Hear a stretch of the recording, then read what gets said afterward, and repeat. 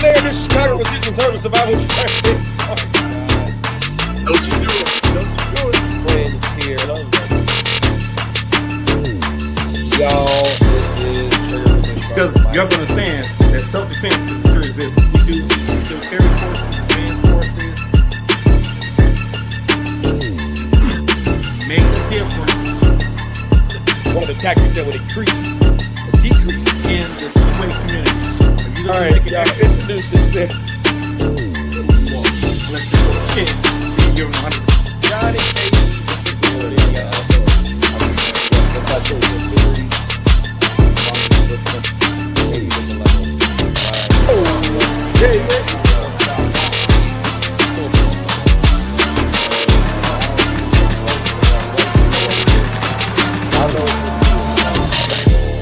You already know what it is. We do the I saw that, and I've done my share. I'm about to put yours up here too. Wow, look at that sir. My comment is, I want. hey, you'll be back. Hey. But no, so Marquise Moreno, PC. Are you tired of thoughts and prayers? I'm tired of thoughts and prayers too. I really am. What's going on, you all? I'm tired of thoughts and prayers. If you guys are following this, go on ahead and subscribe, hit the bell for notifications. What's going on, Wendy? What's going on, Donnell? What's going on, you all? Let's go on ahead and get the likes up. Let's get the numbers up. I've got some disturbing news. Hey, Florence, what's going on? I got some rather disturbing news. And it's disturbing because some of the things that I was going to talk about in terms of solutions, it's very sad. Let me just go on ahead and give some shouts out to some people. What's going on, Florence? How are you? You said thoughts and prayers do nothing, just something people say. Michael, what's going on? Mike Monroe. Just looking at some of the things that you all are saying. Share this and let's get some people in the conversation. So I did a lot of commenting without doing research, and that's normally a bad thing, but in this case, it's even worse. And let me tell you why it's worse this time. What's going on, Ashley? How are you? The other guys are going to be coming in shortly. They're either teaching classes or doing a couple of other things, but we're going to be joined by other instructors as the night begins to as the night continues. It's very sad. Now, some of you all are saying armed security at the school entrance. It's time for serious solutions. These are our kids, and I'm going to put your comments up. And I may even drop the link and invite you all to come in and have the conversation and stuff like that. What's going on, Maurice? How are you? You said just get the money together and get security in the schools. They have security everywhere else. Howard says this. Do me a favor. Let's get the likes up, share the conversation and stuff like that. But it's disturbing. This is rather disturbing because as I began to do some research, so let's go over a few things. One, I'm not gonna say the shooter's name. I'm not gonna say his name. We're not gonna glorify that guy's name because that's something that they typically want is for the name to be glorified. We are not gonna do that. But what we are gonna do is we're gonna look at some of the things that we now know, and of course, this is on CNN. Whatever your opinion of CNN is, it is what it is. But I've verified it across other sources.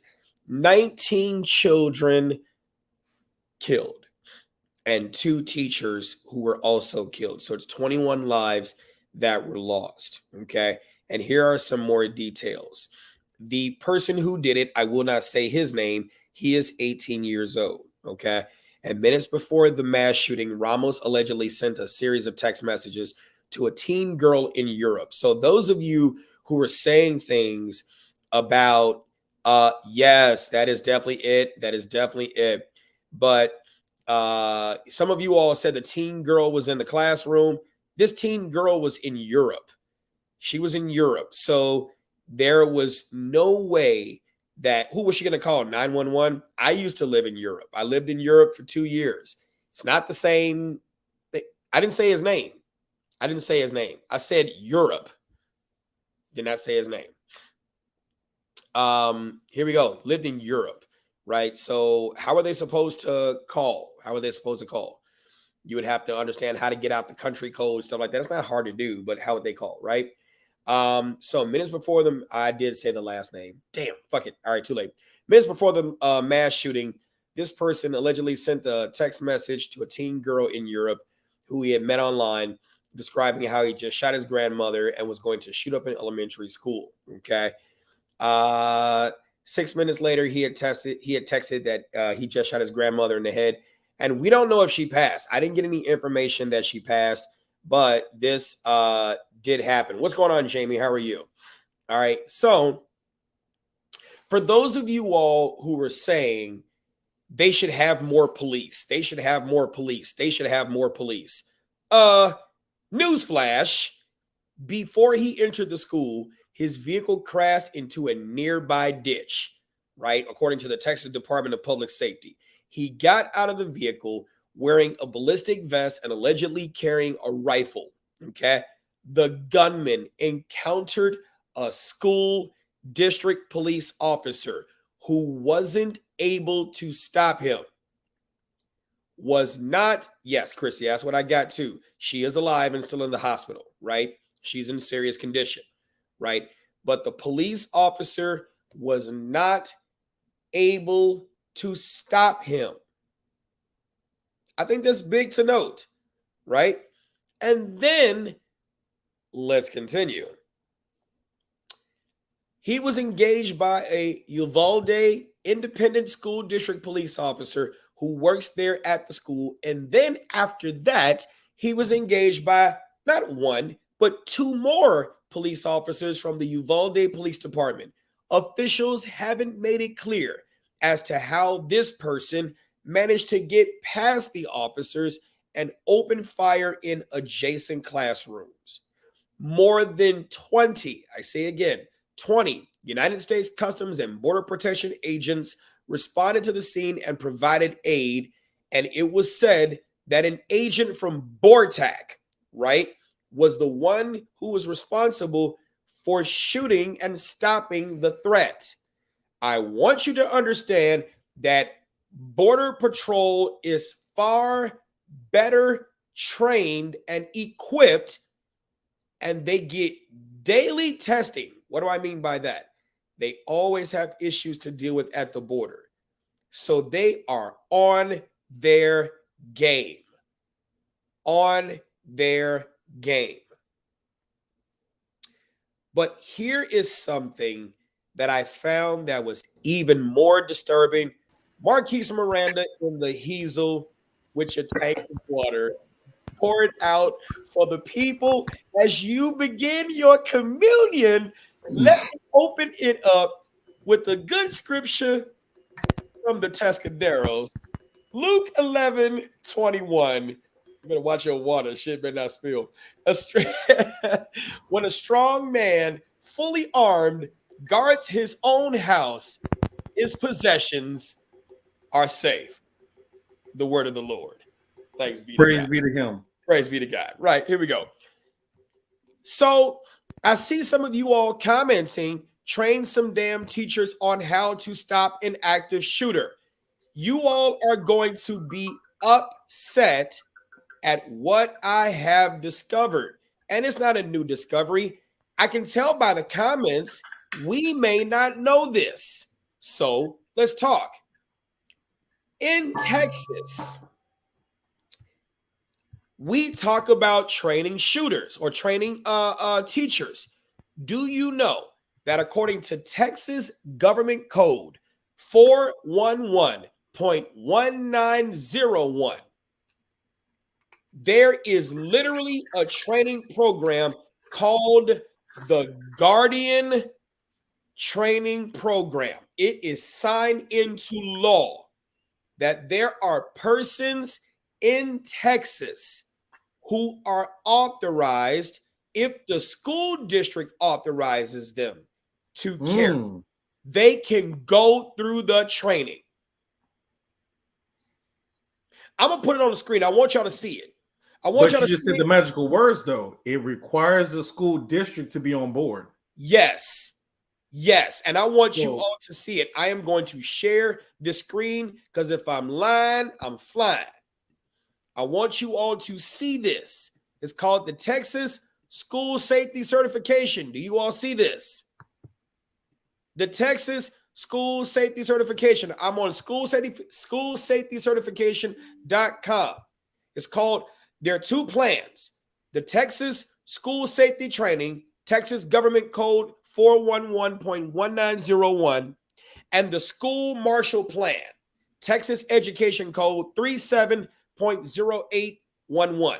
So let's go with school safety training.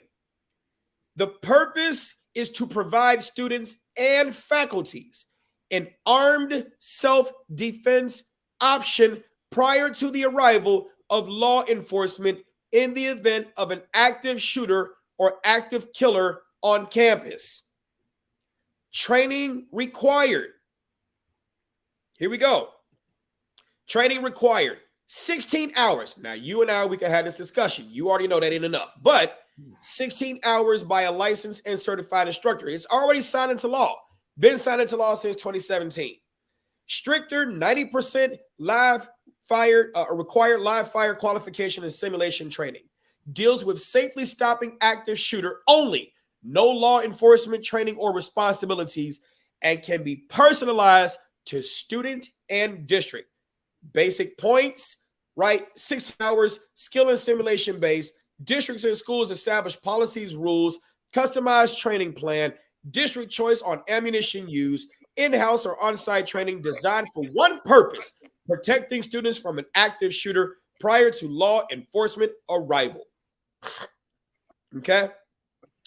Here we go. The cost for certifying and maintaining 5 participants, about $1,900. The other one is a school marshal safety plan where you're actually a quasi law enforcement. It requires more 80 hours training, mostly classroom based, handgun in a locked container. That's not really recommended, but that's another option. And that costs way more. Now, let me give you the even more stunning news. Okay, the even more stunning news. According to Caller Times, caller.com, I'm going to get you over to this screen because this screen is even more troubling. Even more troubling. In this county, right? Robb Elementary is in Uvalde County. Here we go. Caller.com. In Texas, these school districts allow their, let me get rid of the comment. I'm sorry. In Texas, these new school districts allow teachers and staff to carry guns in school. Do you know it has a literal map? Literal map. And I'm going to show you this. Here, I believe, let me get to that box, right? Here, where you at? Fucker, I was just there. Bang. Nope. I'm close enough. I'm sorry. Yep, there it is. Nope. It was there. Close by. Shit. Matter of fact, let me find that picture. I took a picture of it just so I can know where to go. All right, I know where to go. Got it.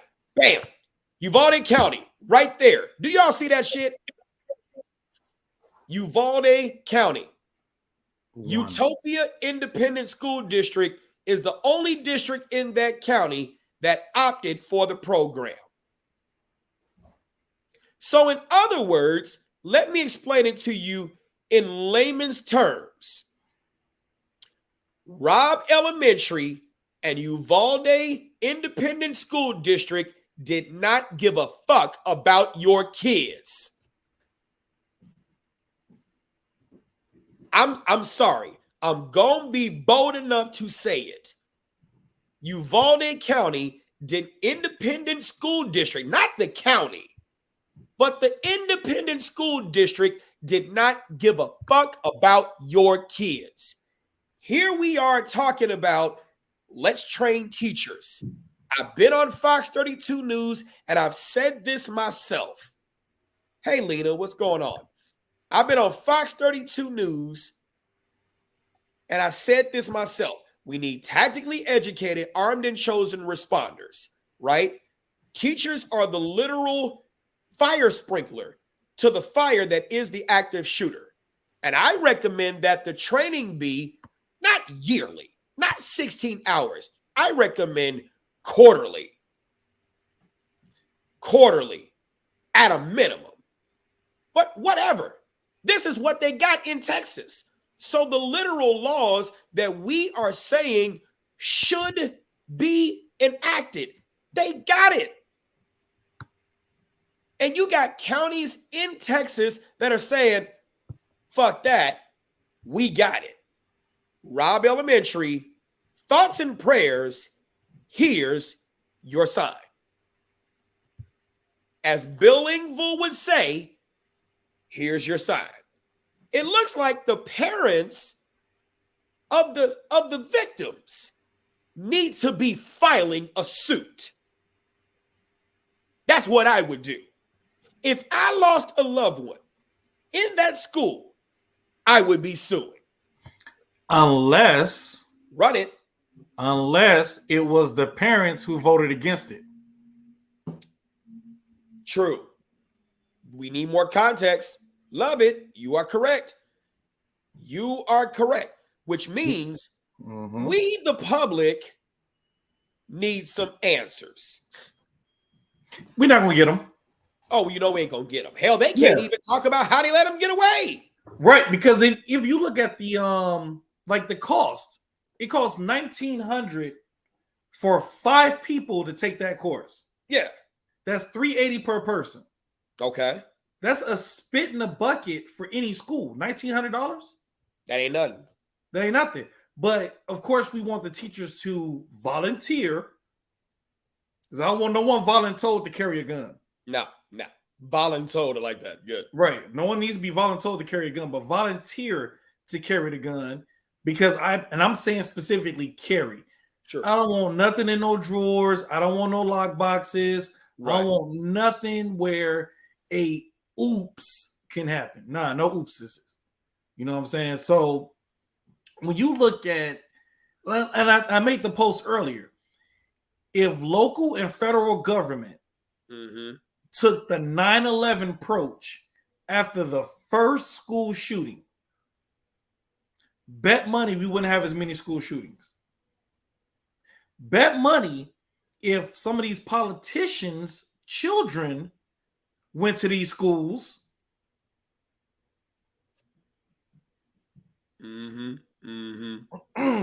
Yeah. So I feel like this. When y'all stop putting the wrong people in office and let them make the decisions for your life, sure, we might can make some changes. But as long as you keep voting blindly, straight down the board, what my mama voted, your daddy voted, your uncle voted, your family. I mean, I hate to say it, there's generational curses within all of us. But some of them are literally avoidable just by getting educated. And the more you sit here and I'm telling you, bet money for the next at least 3 weeks, you finna hear gun control, gun control, gun control. We need more background checks. Background checks don't work if you had a clean background. That's true. It's very true. We need more mental health checks in the background checks. Well, let's look at that factor.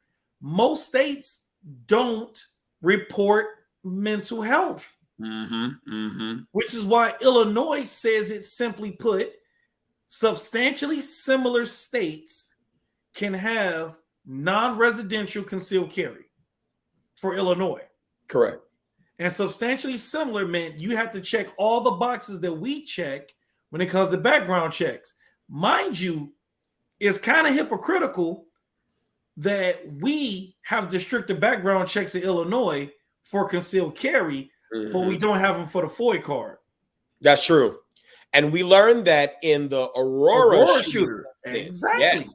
Mm-hmm. Exactly. Yep. And now the whole thing is you're looking at an 18-year-old boy, and I'm waiting for the news. God, I'm waiting for the news. Mm-hmm. You got an 18-year-old boy who went to an elementary school. Sounds like Sandy Hook all over again. Adam Lanza. Yep. I'll say and if I'm not mistaken, and I'm still looking at the news, and as stuff comes through, he killed his grandmother first. Yes, he did. Okay. And what did Adam Lanza do? No, grandmother's still alive, but same concept though. He shot his mom first, then went to Sandy Hook. That's Adam Lanza. This one, he shot the grandmother, but the grandmother didn't die. She's in critical. Okay, so again, we're looking at the same steps minus the outcome. They shot the guardian. Yeah. Before they went to go do the act. Sure.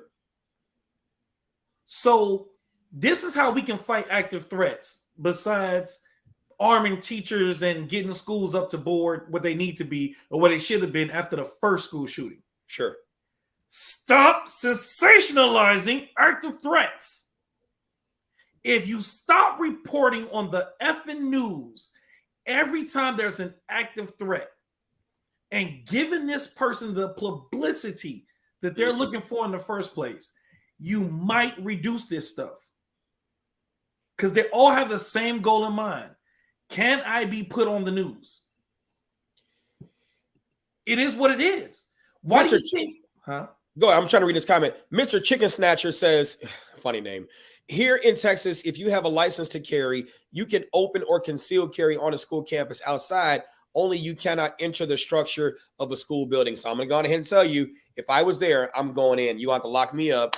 I'm going in with that gun. I'm not worried about the law. We're going to do what we have to do. Go ahead. So unfortunately, I hate this term, but I will take it this time. That one is a better to be judged by 12 than carried by 6. That's one of those cases. You know I hate that term. I do. I hate that term, but it's used blanket. But that's one of those instances. I'm sorry. You know, my thing is, this stuff is a part of our everyday breakfast. True. You know, it's just to the point where it's sickening because we keep getting the same knee-jerk reaction answers. Yep. Gun control, background checks. Gun control, background checks. Your background checks are shit. Yeah. What are you catching? Yeah. Yep. Yep. It makes no sense. So there is a picture, and I'm gonna have to show it in my phone because I didn't find it or didn't get it, whatever the case may be. But there is a picture of a guy who is at another school, and I'm hoping to find it. And you might have seen it by now. I call him Chad. That's not his name. That is not his name. But here he is right here. People seen this guy, right? I'm gonna call him Chad because that's not his name, but it sounds cool to say. Fuck it. So this guy is allegedly I don't know it to be true. That's why I said alleged. I don't have any reason to doubt it. Let's just assume it to be true. He's a former United States Army infantryman, and he is the lone guard at a school that has hired him in the event there's an active shooter, right? And so you see him with what appears to be a Kel-Tec bullpup style. I don't know what the make and model is, but I heard it was a Kel-Tec. And you see his sidearm is a Glock, 19X 21 round mag, 1921 round mag with 2 more 19X mags, a radio, and a plate carrier. And so my thing is, people are getting their rocks off like Chad is really going to save the world. Now, don't get me wrong. Don't get me wrong. Now, fuck that. I'm not about to sugarcoat that shit. You find me a SWAT team of just one guy. Like, all you get is let Chad eat some real good food and have to take a boo-boo. I'm stupid. You already know. So if Chad got a boo-boo, that's it. Like this post.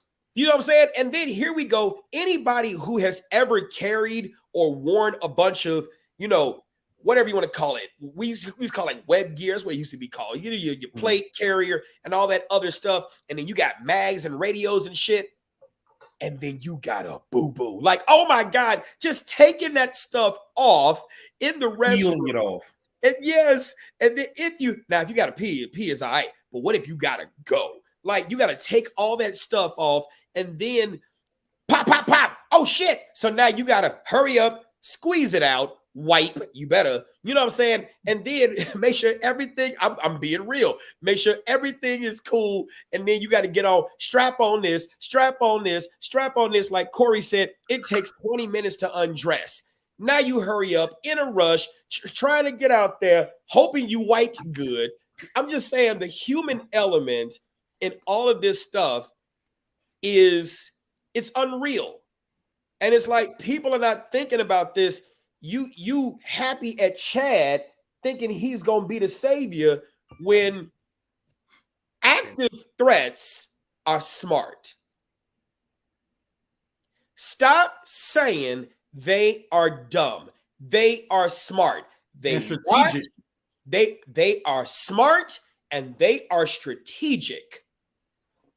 They know when to strike.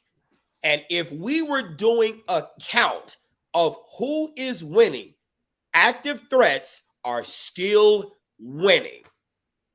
They are still winning because they know.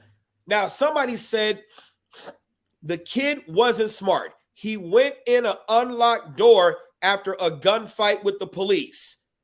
The police didn't stop. What are you? Stop. Okay, thank you, Marquise. Did you just say that? Did you just say the kid wasn't smart?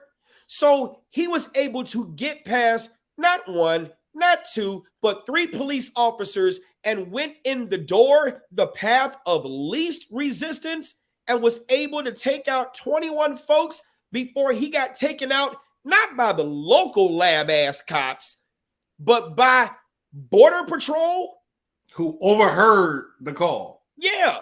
Do you understand? Border Patrol is not the same thing as local police. Border Patrol are highly trained and they get tested daily. Depends which element. BORTAC. Okay, BORTAC's different. And you're depending on which border we talking. Are we talking the Texas-Mexico border or the Canadian border? Which border you think gets tried more? I would argue Texas-Mexican. Mm-hmm. So what I'm saying is, who we talking here?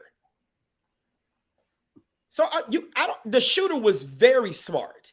He was able to evade. Some of you all in the comments, I think we should have more police. Do you know police officers, and nothing against those who are active, trained, and understand what I'm talking about. But if you are often tried, never denied, and willing to be tried again, and you understand where the reform is needed, right? Police officers are some of the worst shooters to hit the range. Boy, you better stop. And they the most arrogant too. You can't tell them nothing. You can't tell them they not trained. You can't tell them they need to in service as a head bobbing session. You can't check them. You can't correct them. And when the cheat, man, I'm just saying, bro. Come on. Yeah. We gotta go. We gotta be honest about this. And so, and that's the thing. And I literally just had this conversation with someone earlier.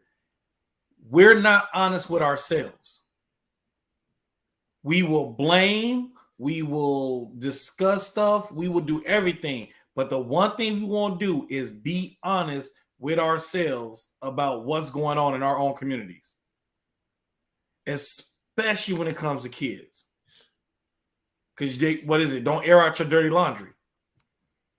Because, my thing is, look at the narrative of this active shooter and how it's not being addressed.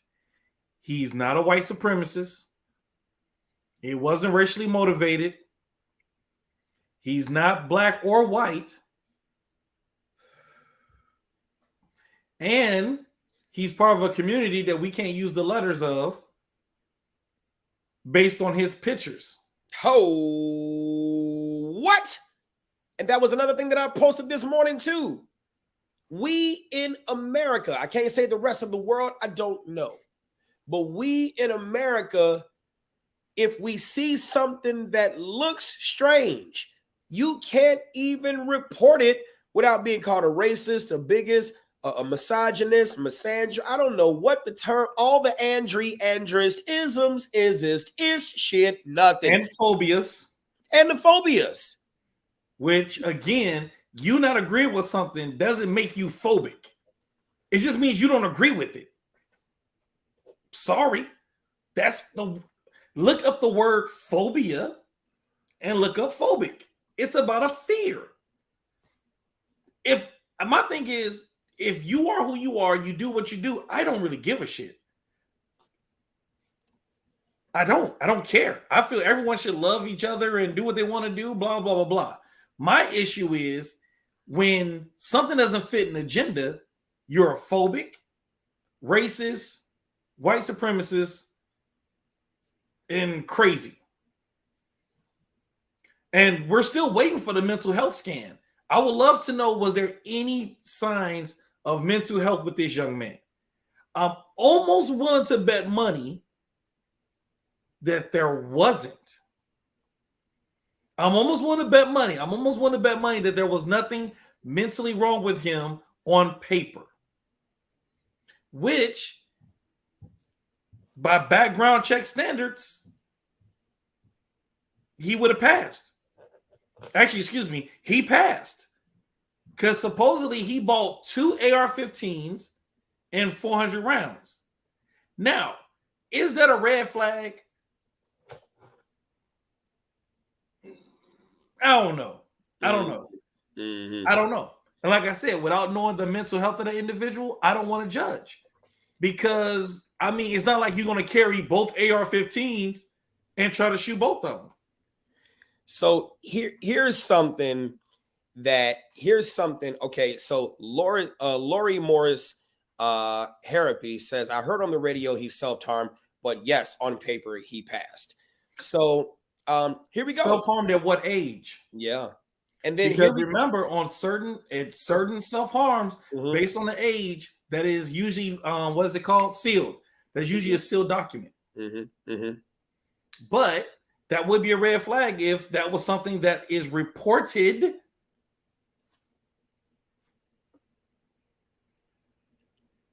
But it has to be reported. So Mr. Chicken Snatcher says, that is a funny name, dude. Fuck. In Uvalde, I don't know. At my kid's school, the doors are always kept locked, and you have to call the front office to be let in. Not anyone can just walk in. But I'm going to tell you this. Where there's a will, there's a way. I remember, has anybody ever seen, and I'm kind of dating myself, the movie In the Line of Fire with John Malkovich and Clint Eastwood? I like that movie. Wow. Why'd you go there? Well, I'm going to tell you why. Because he said something, and this is John Malkovich's character when he was playing the assassin. He said something that was very profound. It is hard to stop a person who is willing to trade their life for the person they're trying to kill. And I'm paraphrasing. You know what's funny about that? I used to say a similar phrase when I worked as a bouncer. Mm-hmm. Is that you see 2 guys on the floor and one person in the middle holding both of them back. Those 2 dudes didn't want to fight. If someone is able to hold you back, you didn't want to fight. Because I have proven, and I have people who've worked with me who've witnessed this. Mm-hmm. I have went through crowds of people to get to one person. Mm-hmm. Because there was no stopping me. Mm-hmm. And this is before I had no neck. So that's bull. If I want you, and is just the way it is. If a person wants to get to a person, nothing is going to stop them. I'm gonna read your comment, Derek. But let me read this other comment. Matter of fact, I'm gonna read your comment, and then we're gonna go to this other comment that I'm looking at because that's gonna trigger a whole nother discussion too. Ryan, and then I'm gonna read yours, Derek.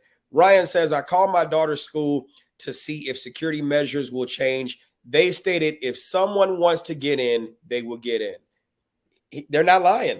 That's true. They're not lying. Like, that's the truth. And here's this though. Before I read your comment, Derek, we got to be real. You all do me a favor. If you're watching this, like it, comment, subscribe, like it, comment, subscribe, share this, get the likes up, all that great stuff. Those help the algorithms to get more people in this conversation. That's how social media works. I'm not ordering you. I would love it if you do that humbly.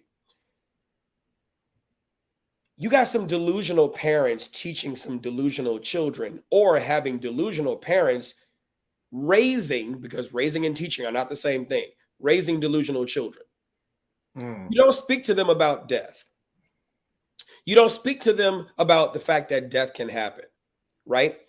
The fact that we don't teach them about death is a first world problem, because in third world countries where they see violence all the time, death is a normal conversation. They know there's a harsh reality that they can step outside that door and not come back. You all don't hug your loved ones until you get triggered by someone else's death. And then you realize at their funeral or at the announcement, thoughts and prayers, oh, let me hug my babies. First world problems. We get so used to being comfortable and thinking that the shit can't happen, right? How are you literally one of the border counties, one of the border towns where there is violence all the time, and you think the shit can't happen in your back door? I'm just curious, and I don't have a problem saying these triggering things because it's a reality. You have to tell them you're right, Ryan. People live in a bubble, right? I wonder if the parents and staff of Uvalde, I hope I'm saying it right, independent school district are going to say, hey, I guess it's time for us to implement that school safety plan because, Mr. John over there, yeah, I go to the range with him all the time. He's a great fucking shot. And guess what? He probably could have responded to the shooter a lot faster than everybody else did. You think it's about time we do that shit now? Oh, damn, we could do that. But the parents decided, well, I think it's a good time to go on ahead and bring it up right now, given the latest events, right? I mean, when are you going to go on ahead and do what the fuck needs to be done? We here in Illinois and in other places are literally begging the legislature to enact the fucking law that you Texans have. And you fucking Texans, I love it, right? Shouts out to Texas. But for you all to have the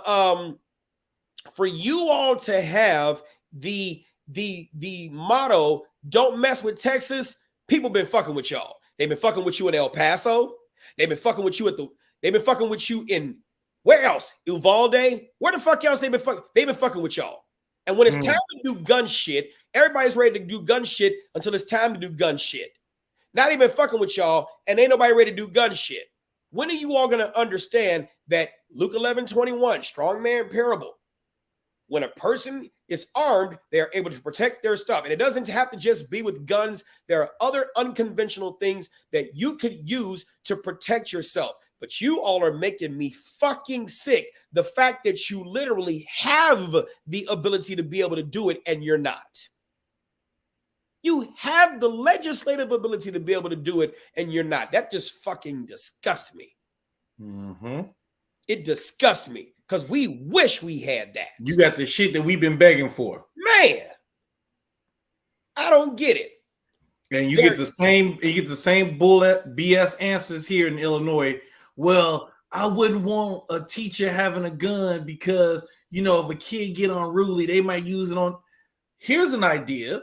If you're worried about the teacher using a firearm on a student, how about we train our kids better? We can't talk about that though, huh?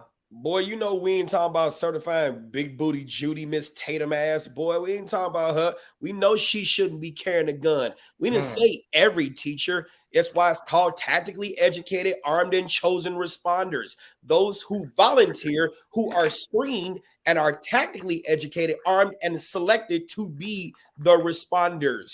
We're not talking about big booty Judy or old Miss Agnes or Mother Teresa. We ain't talking about them. We know that's not what they do. Or pacifist Paul. Yeah. Oh my God. I had somebody. It's fucking amazing.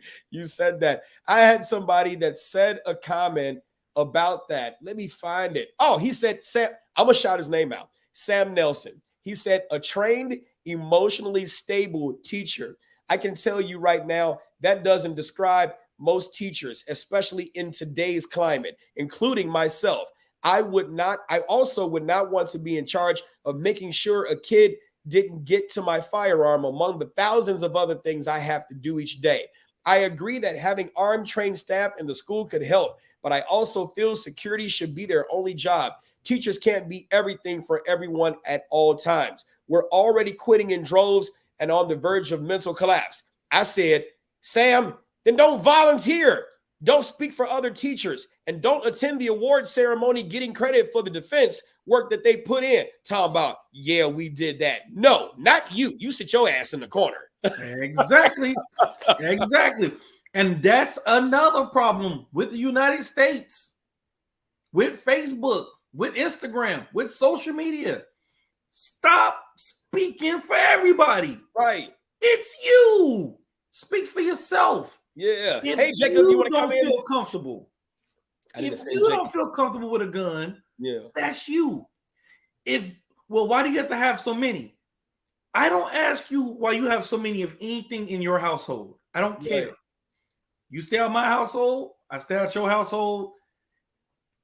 That's it. That's it. No one cares that your blanket statement is for everybody. No, it's not. You're speaking for yourself.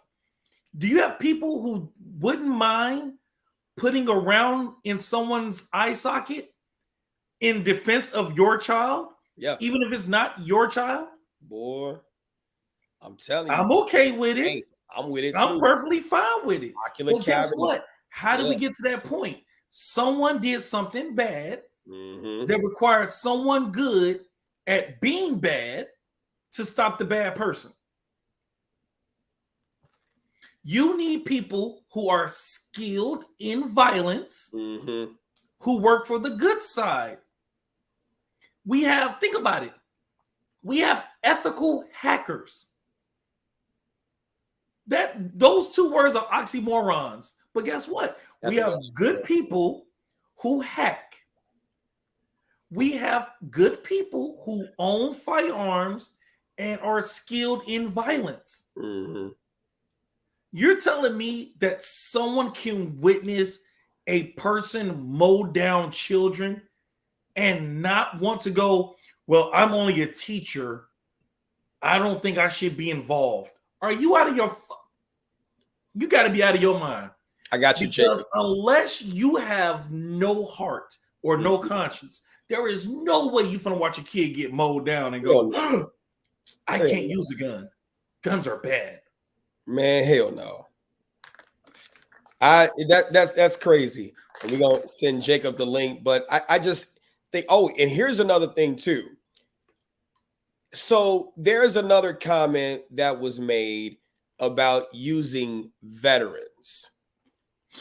Now, here's Marquise, I know where you're going. Here's the problem that I have with attempting to use veterans. So he said, Chris Duty said BS could easily put armed guards on schools that are way more qualified than even me. It's called vets, and plenty would do that in a heartbeat. Plus, the answer isn't private security. The answer is making a division of security services under the Department of Education for federal funding. You'd have more than ample vetting and plenty of money to do security assessments and hardened structures and ECPs. You just can't rely on arming teachers because you shouldn't force ones to carry that aren't comfortable doing so. Chris had a problem with reading, whatever. So you might only have one or two at an entire school that just choose to go armed. That's not the entire solution. It just helps. But I'm not going to read the rest of that because it's a political statement. I said, you're funny. First of all, let's talk facts. How many veterans were marksmanship, sharpshooters, and experts at just basic rifle marksmanship? Number one. It's like, if you were not at the range in the military, you don't fucking know that there are a percentage of troops who just barely fucking pass. Like, they just barely pass. And it depends on if we're talking about shooting at the little wall fucking, or shooting at the little fucking pop-ups, or like you all in the Marines where you got active. You know what I'm saying? Like, your ass barely passed. Like, are you sure? And then here we go. I love it. Somebody called me today and they were like, hey, I'm looking to attend your concealed carry class. I'm like, cool. He's like, I'm a vet. I said, so? Thank you for your service. I'm a vet too. 16 hours. I don't give a fuck. You're going to still go ahead and prove it, you know? And then I get some, how many times have you got the, oh man, I'm a veteran. And it's like, you get him on a rage and it's like, this motherfucker was in the Salvation Army. Like, he wasn't in the United States Army at all. He was a motherfucking bell ringer. And the only AR-15 he fucking had in his hand was a goddamn AR-15 that was written on a dollar bill. Like, you could tell, you know what I'm saying? It's just like, spare me. Don't give me the bullshit about how you're a veteran. And here's this. I'll land with this, right? Do you understand that if veterans get the go, we're in there locked down, then guess what? Motherfuckers gonna be bored. They gonna have spit things and they got, wait a minute. I gotta get some candy. Hold on. You gonna laugh at this goddamn shit. Here we go. Got some Skull and Copenhagen cans all over the goddamn school and shit. And I'm gonna be like, listen, Emmett, hey, what's going on, brother? What's going on, Marquise? God damn it. And then you're gonna sit here, and they're gonna sit here and say, hey, how you doing, Miss Johnson? Do you think there's a possibility we could run some tests around, some simulations to see, you know, if we're ready? You know, because I want you to understand, infantry troops and trained killers, we're like Belgian Malinois. We're not like the little German Shepherd dogs where you could just sit us here and we're kind of friendly in the house. And then when you shout a command, we can go on ahead and just jump into action. We're kind of like Belgian Malinois. We got some goddamn high prey drive, and you got to give us shit to do because we're used to killing. Like, we're used to killing. And so here we go. 1 month, 2 months, 3 months, 4 months, 5 months has passed. So now these bored veterans who are hardened killers are looking at, hey, Miss Johnson got a fat ass. I'm going to try to fuck. You with me? High five. Now you're going to get all kind of sexual harassment complaints and shit. You're going to get all kind of, like, I don't think people who understand, who never served in the military, they don't understand what bored people do in the motherfucking field. They don't understand what veterans who don't have shit to do on their hands, what they going to do. And now you got kids walking out of school, A, B, C, D, fuck, troop. Whoa! Hey, why'd you say that? I learned that from goddamn Gunnery Sergeant Hartman over there. You're going to have a whole bunch of bad habits. Veterans is not a good idea. Go. So I will say there are some select few veterans who might go that route, but some of us are used to dealing with civilians and being bored, aka executive protection person here. We ain't talking about you. I'm just saying, yeah, you might have a few that might do that type of stuff, but my thing is this. The end-all be-all answer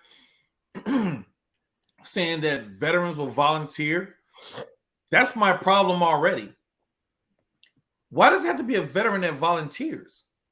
Why can't they be paid for that? You're right. There might be some veterans who will volunteer to do that, but I'm sorry, no offense, but if you look at how America treats most of our veterans, I'm just saying, don't put it out there. Yeah, some veterans will volunteer.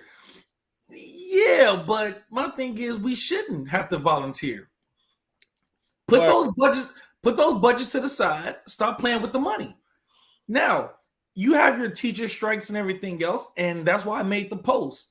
When federal and local government comes together, Not to be funny, didn't we just send 40 or 60 billion to another country, and yet we got our own issues that we still ain't fixed? Yeah, but the thing is, when we're looking at the political aspect of this, not only does it have to make sense, it has to make dollars and cents. And it does if they took a 9/11 approach. But here's this If though. you reinforce these schools with deterrence,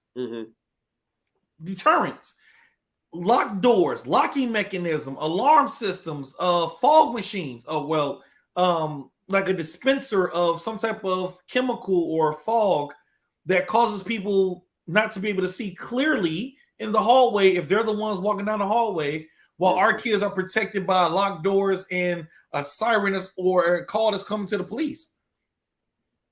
The average system, because I think it was one school in Indiana that spent over $400,000, and they're still one of the safest schools ever. But they figured out, hey, you know what? A football field costs this amount of money. A deterrent system costs this amount of money. Yeah, can guns be used in schools and teachers be trained? Sure. But let's actually put the money into the school the way it's supposed to be. And honestly, it's ridiculous because I can't fathom an elementary school needing those type of deterrents. Now I can. Because Sandy Hook should have been the eye-opener for elementary schools. Rob has an important Rob has an important part though. Look at the propaganda teachers teach these days. Those veterans would be more disrespected in schools.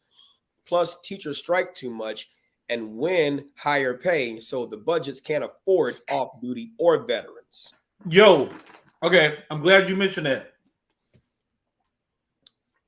With the stuff that's taught in schools right now, you don't want veterans in those schools. That's another thing I said too. Yes. Yeah, you don't. Because we will lose, some of us will lose our minds based on the ideologies and crazy stuff y'all trying to teach kids. And so that's why I'm saying let's start with teachers first.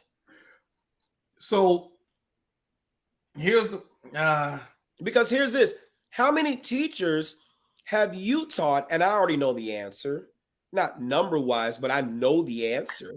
How many? You and I teach a lot of people. How many teachers have we taught who are far better shots and thinking shooters too? You literally have teachers who know their students, like they know them like the back of their hand. They know their weaknesses. They know their strengths. They know their home life. They know their home life. They know who's likely to have a problem.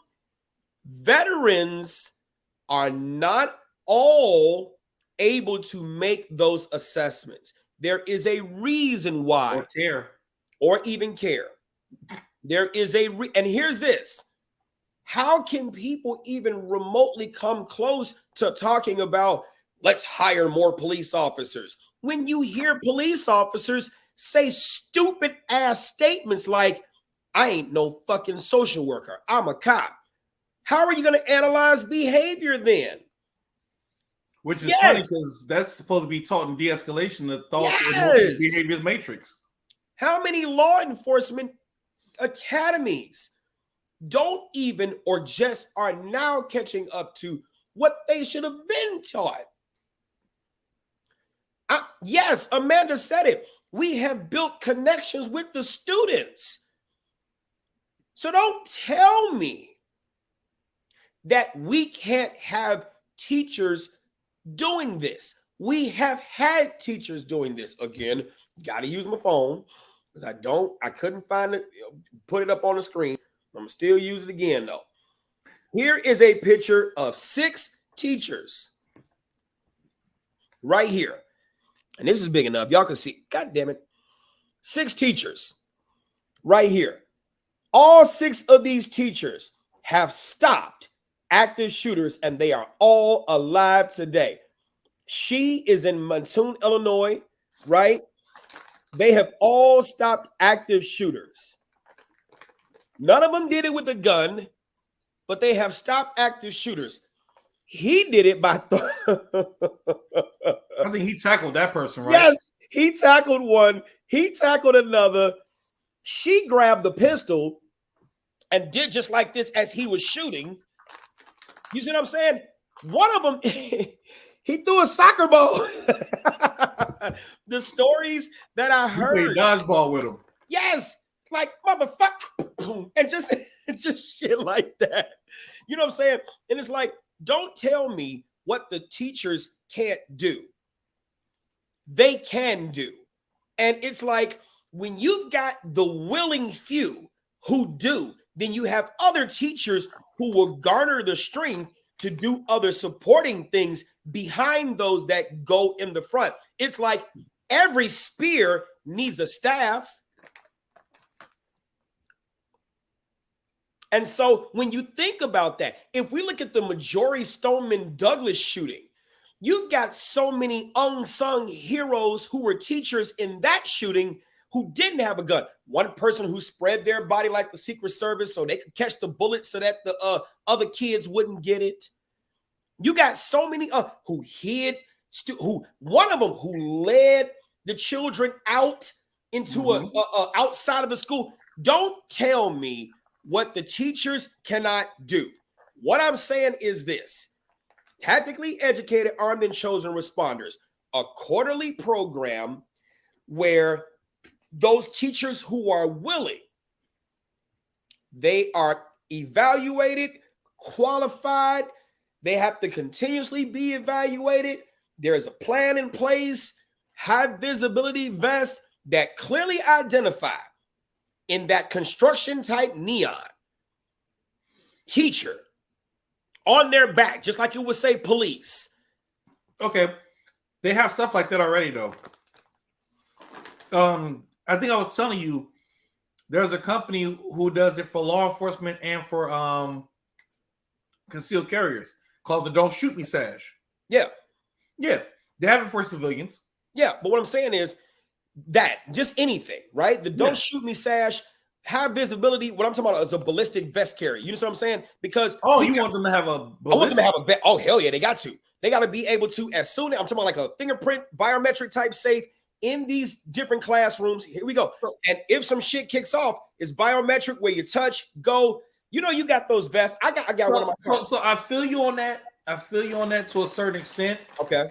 I don't like the fact that we would know which teachers have guns and which teachers have the vest. So that would be my problem. My thing is, if it was done in my standard, you don't know which teacher has the gun. You don't know which teacher has the vest. Because I wouldn't want any student in the school plotting, and strategizing to get to that teacher first. Right. So I'd rather have it like, that's why I say I like the sash, just so it's no blue on blue. But see, Kevin is saying high vis telegraphs who would shoot first. We're not worried about who the active shooter is going to shoot first, because that's a given, right? If that's the case, don't wear a police uniform. If that's the case, don't wear anything. It comes with the territory. The high vis is for law enforcement, so you don't get shot like Marquis said, blue on blue. No. We didn't say they would be. Come on, y'all. Y'all got to think. We didn't say nothing about them being kept overnight. There's no safes. There's no lock boxes or safes for guns. No. We already said it. We want the teachers to carry on their body. Yeah, they carry on their body. We don't want any teacher locking up in. First of all, you know what? I'm not going to go there. But I wouldn't want a lockbox anywhere near a kid. Okay? I wouldn't want a firearm meant to protect my child in a school environment. I want the teacher to carry it. Right. I do. I don't want them to go, damn, something's going on.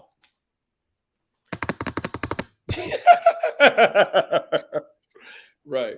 Now, no. I want it on you. Right. Perfect example. I carry on me at all times. even in my car. Mm-hmm. There's no car concealed carry for me. Right. There's none. That's in the Bible, small print. Thou shalt not do no stupid shit like that. But if a carjacker jacks your car, right, you just donated your gun. For sure. So for me personally, unless I'm going somewhere where I'm not allowed to have the gun, and I find out, and I'm talking about like at the absolute last minute, me walking towards the door and I see sign, that's how I know I can't carry it. So FX_NoFace says, what about the potential of unhinged teachers? My thing is this. Why what are they about unhinged? The potential of unhinged civilians. Why is it, and I'm not saying your question has no validity, but what I'm thinking is, why are we going to the extreme of thinking we are going to select crazy teachers? No. Let's take a step back. Why are the teachers unhinged? Is it because you're badass kids? So again, let's talk. Let's have the talk. Yep. Why is a teacher considered unhinged? Is it because of years of abuse from your kids? Because they went home and said shit like, "Oh, well, the teacher don't like me. That's why I got bad grades and this, that, and the other." Because I remember back in the day when a kid came home and told their parents, "My teacher don't like me. That's why I got bad grades." It was a parent-teachers conference to find out why the kid had bad grades. Mm-hmm. There was no, "Oh, for real? That's what, oh, so they got a problem with you? Oh, so they got a problem with you, huh? Oh, we finna handle this. They not finna see him mess with my kid. Nope. They not finna, no, it wasn't a fight. It was a conversation. Why is your kid screwing up? It wasn't about the kid being not liked by a teacher. It was about the fact that your kid just was lazy as hell or something. Right. Did I send John the link? I'm so sorry. I thought I sent you the link. I think I did. Yes, I sent Jacob the link. Yeah. John is in the comments. Shouts out to John, Guardian Concepts. But teachers are overworked with their lesson plans. How are they to get the training when they have no time? Here we go. Pause. When they don't have time? You know I was about to go there. I'm glad you said something before me, because I'm gonna go there. If it was ass. No. Biometric grip weapons? Hell no. Got it. Okay. I will never, ever put my life in the hands of a biometric weapon. Simply put, if I go down, I need the next person to be able to pick up that gun and keep the fight up. Yeah. James Bond has biometric weapons.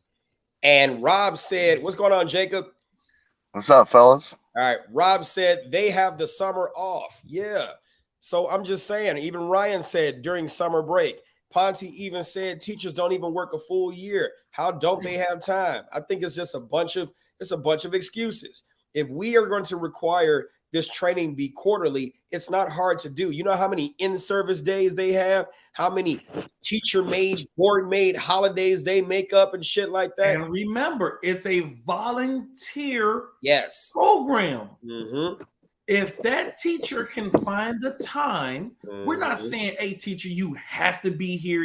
No, it's voluntary. It's voluntary. I mean, not to be funny, you got people who take the concealed carry course and don't shoot for 5 years. Who, and you hear it and see it when they come on the range to recertify. But it's not a requirement for them to get trained quarterly.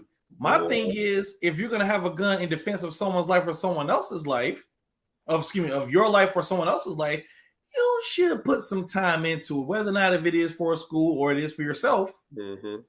Why not be proficient? But that's just my 2 cents. I mean, why carry a gun if you're not going to practice with it? Right. What are your thoughts on it, Jacob? Man, I miss you guys. It's been a long time since we've been on the show together. It has. But it took me for fucking ever to get on the show. I think my phone is about to die. My phone's going slow. I had to reset my password because I don't remember what it was. So I missed everything. I don't know when you started, probably at 8 o'clock, right? Mm-hmm. Usually we should start at 8 o'clock. Yeah. So when I was on the phone with some students, getting some classes lined out, and then I got off the phone, I saw you were live. I'm like, oh shit, I gotta jump in. I gotta try, at least follow along. But when I jumped in, I saw you guys were talking about veterans, maybe working security at schools. And And you know what? That could be a good thing or that could be a bad thing, depending on the veteran. Because I'll tell you why. For me, eventually I'm going to come across some little 16, 17-year-old punk who thinks he's the tough guy, talking smack. And eventually I'm going to say, you know what? I'm about to adjust that boy's attitude. And then next thing you know, I'm fired, or I'm the bad guy. I'm going to jail because I'm the motherfucking combat veteran with the PTSD. And you start talking enough smack to somebody, I'm about to adjust your attitude. So yeah, maybe not. Maybe not all veterans are geared for that kind of a job. Not Like, me. But that's where I would do it. ROEs come into play. That's where ROEs come into play. Because even when I said, and I was asking about this for veterans, I'm like, okay, let's make sure. And that's why I said it can't be volunteer. Can't be everybody. Can't be everybody. It can't be volunteer. It has to be money behind it. I'm sorry. Because we would need documentation. We would need ROEs. For those of you who don't know, rules of engagement. Yep. First of all, if I'm there for the school, I'm not there for the kids. Then, like Mike said this morning, which means this: if your kid is jacking up another kid, now I'm not getting in there to break that up. If your kid I will beat that little on a teacher, I'm not getting in between that. Right. My job specifically is to stop active threats. Right. I'm gonna tell you like this: if I'm in a program to protect a school or assist protecting a school, I'm placing bets on the fight when I see it. Right. I'm sorry. If I see little Ray and Peanut going at it, 55, 35, 45 sold to the man with braids in his hair. But the thing is, if we think about certain attacks, I wouldn't be surprised if the fight is the distraction. So if it's an attack, that wouldn't be an active threat, though. Could you see it happening, though? Could you see? You're talking about a pre-planned distraction, a distractionary movement to draw your attention to one side when the main attack comes from the other side. I've had to train active threat. Not for active threat. I would say to precisely get to a student, yes. To precisely get to a teacher, yes. To precisely get to a principal, yes. To precisely get to an authority figure, yes, I can see a distraction. But an active threat, the only distraction you might have is something that makes you look the other way based on the fact that they set up something to make you look the other way. It wouldn't be a fight. It would probably be a sound or some type of explosive. Hey, do we even know? Can you guys hear me okay? Yeah, we hear you great. Go ahead. I'm sitting in my truck. I don't know if I'm too loud or too quiet. You're good. Do we even know yet if this guy in Texas, was that a planned attack on that specific school? We don't know. Or was that a target of opportunity because he happened to be in the wrong place at the wrong time and chose it because that was the easiest target for him at that time? Does that make sense? Well, here's the thing, and that's a good question, because I think something was brought up saying that he bypassed the police and ran into that school. He did. So the question is, did he run into the school to bypass the police on the way to another destination? Right. Or was this just happenstance, like you said? It seems like he was running from the police because he just shot his grandma in the face. Then it crashed his car or truck in front of the school. Maybe he just happened to run into the school, and then that's when he decided to do what he did. I don't know. Or was it all planned ahead of time? We don't have enough information, I don't think. But, at least I don't. I don't have enough information. He specifically texted a girl in Europe saying, "I'm going to shoot up an elementary school." Okay, that's not happenstance. Okay. And it happened to be an elementary, so he planned this. Okay. I didn't know that part yet. I've been busy. That's okay. You're good. You're good. He planned this. Now, he did crash his car, which I didn't understand. And it seems like, I don't know if DPS was chasing him or... Right. Because if DPS was chasing him,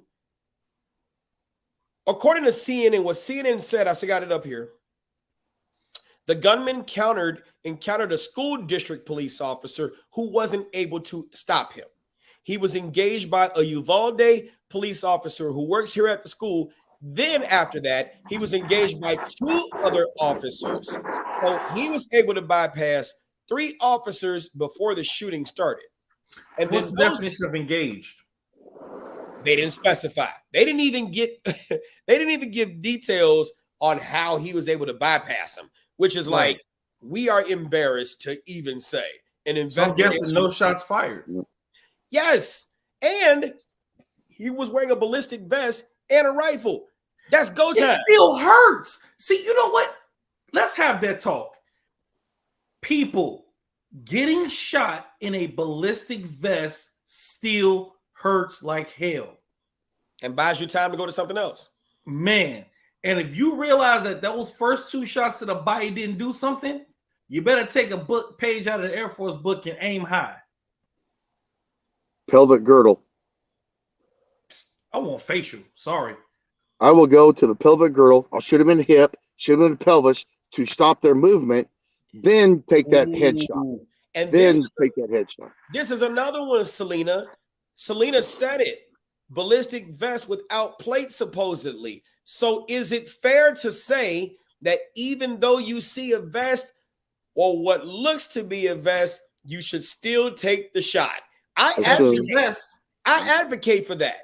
I advocate always taking the shot, because even in soft body armor or plates, there still is the shock trauma of the impact of that bullet and the kinetic energy transfer, which buys you time to determine what you need to do.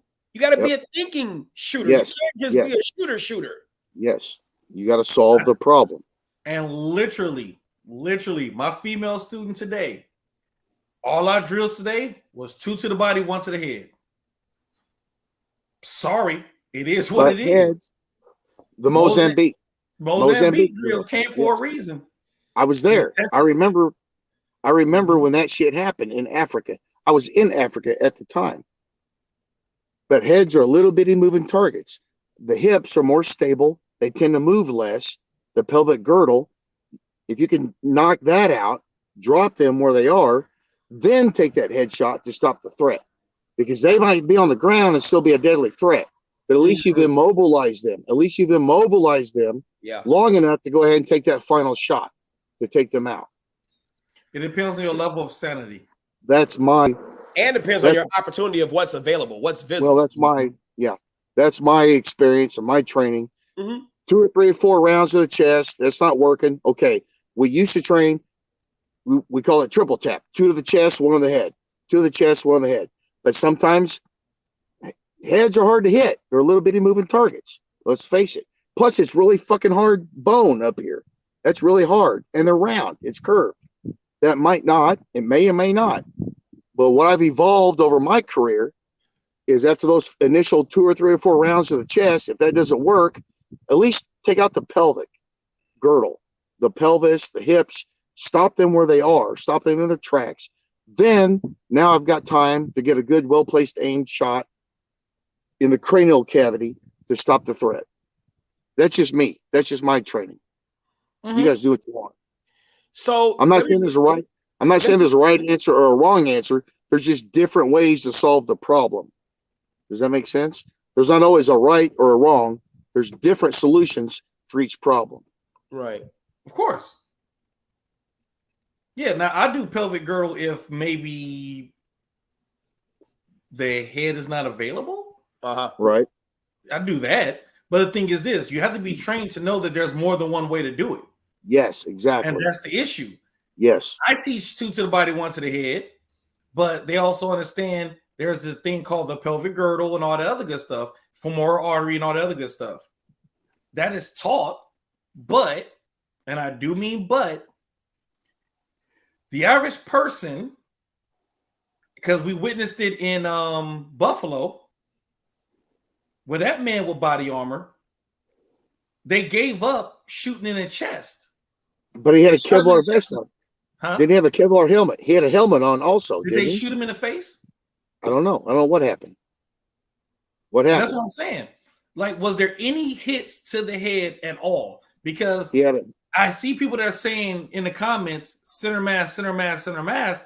I'm like, yeah, that's good to know that center mass is the biggest amount of area you have, Right. but learn how to focus on the smallest point of What that if big center area. mass?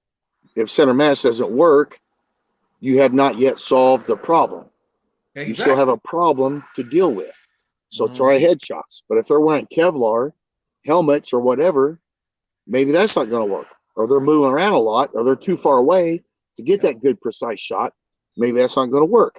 So try the pelvic girdle. Try to knock them out in the hips and the pelvis. Drop them to the ground, then take that good precise headshot to finally stop them and put them down for good. That's all I'm saying. But it takes training. It takes skill. It takes planning ahead. There's a lot that goes into that. You can't wait until that second happens and expect to know that. You have to train and plan. Whatever your training is, whatever your plan is, it better be in place ahead of time. Don't wait until you're in that situation to say, well, I better think about what am I going to do. You better have thought about that ahead of time. Yep. Derek was talking about he lived in Buffalo. He lives in Buffalo. And the guy was shot in the chest by the retired police officer who was a security officer at the time, who then shot the guy in the vest. He had plates in his vest. It did not work. And that's why I tell people when we're kind of sidetracking, let's go over to the Buffalo situation. Somebody, Michael Monroe said, shoot the tomato. Okay, cool. Shoot the tomato. Got it. But see, the problem is this. Let's have that conversation, right? So you get people that talk about trying to shoot the tomato or trying to hit something the size of a head at 25, 30 yards and not understanding, one, what type of gun are you carrying? Your Smith & Wesson M&P 9 Shield Plus with the awesome trigger and a 3-inch barrel doesn't even have enough revolutions in the barrel to give you the twist to stabilize that round to even be able to make that shot. Plus, are you going to account for anyone or anything that might get in between and decide to meet with that bullet? Exactly. And do you even understand exterior ballistics to see what that bullet is going to do in the flight path, en route over that longer distance? Your Smith & Wesson M&P 9 Shield Plus with the flat trigger is not designed for long distance engagements. It's designed for close quarters situations. Yes. I would say anything past 10 yards, maybe scratching at 12, possibly 15. You're taking a huge ass risk. And now when you make that one shot, you better hope under the chemical cocktail, ocular cavity, auditory exclusion, fucking, SNS dump, all that shit. You just better hope your nerves are still and your hands are still to where you're able to even make that shot. Then if you make that shot, you just expose yourself. So now the shooter, if they're paying attention to sound and they're able to they now know you're here. So now they're going to orient yourself to this. You're trying to see if you even made the shot. You know how, Marquise, you did that well, where you're talking about these. Pop! Yes. Pop! I remember that. So I remember that. Shooters. Yeah. So now you're going to stand there, pop, and try to see if you hit. Meanwhile, this guy has oriented himself, pop, and has a longer 16-inch barreled rifle with a bullet that's designed to hit you. And keep going. Because God forbid if he had green tip. Yeah. And you think you're going to be ready. Stop the cap.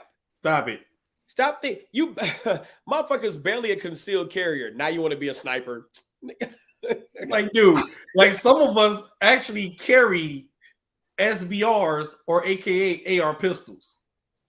Got my Stava M85, baby. Right. Some of us actually carry those things in 300 blackout with scopes. Yes. Yes. With a magnifier that comes off. Yes. For CQB. Slow close quarters, yeah. So you keep so my thing is this: mess with the right people, aka FAFO. Yes. You will. Yes, Faithful. Sir. Yes, sir. And I feel like this, and it is what it is, and it's unfortunate when people stop playing. Wow. So you see, I didn't get my STEM qualification about 16-hour course. Yeah, if you plan on sniping paper, boy. if you about that paper life, but yeah, and that's the thing, man, is that we've said it multiple times. 16 hours is enough to get you killed. Oops, sorry about that, guys. But you have to understand that instructors, we are scaffolds. That's what we do. We're scaffolds. We're helping to build you up so that when you get to a point, you leave us alone and you start training on your own. Yep. And then you have another instructor who maybe they're going to help you build up another floor. You know, that's what we're supposed to be doing. Yes, but sir. We can only preach to y'all so long to say, keep getting training. Keep getting training. That's right. And John, I only use frangibles at shoot houses. I don't use frangible for no other reason. And actually, frangible is a lot more expensive than Full Metal Jacket and Hollow Point nowadays. So yeah, be careful of that. But that's the thing. Is what just happened?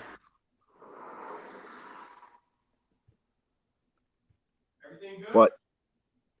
I think No, Mike. There's a comment. Okay, I agree. We need people with guns in school. Going back to unhinged teachers, I think a person who's been trained, such as security or police, would be a better option than a teacher. So the reason why I said the teacher thing there, SFX, was simply this: police respond in minutes when you only got seconds. Yep. And that's the reason why I'm a firm believer that, and I even teach it to my students, and it is what it is.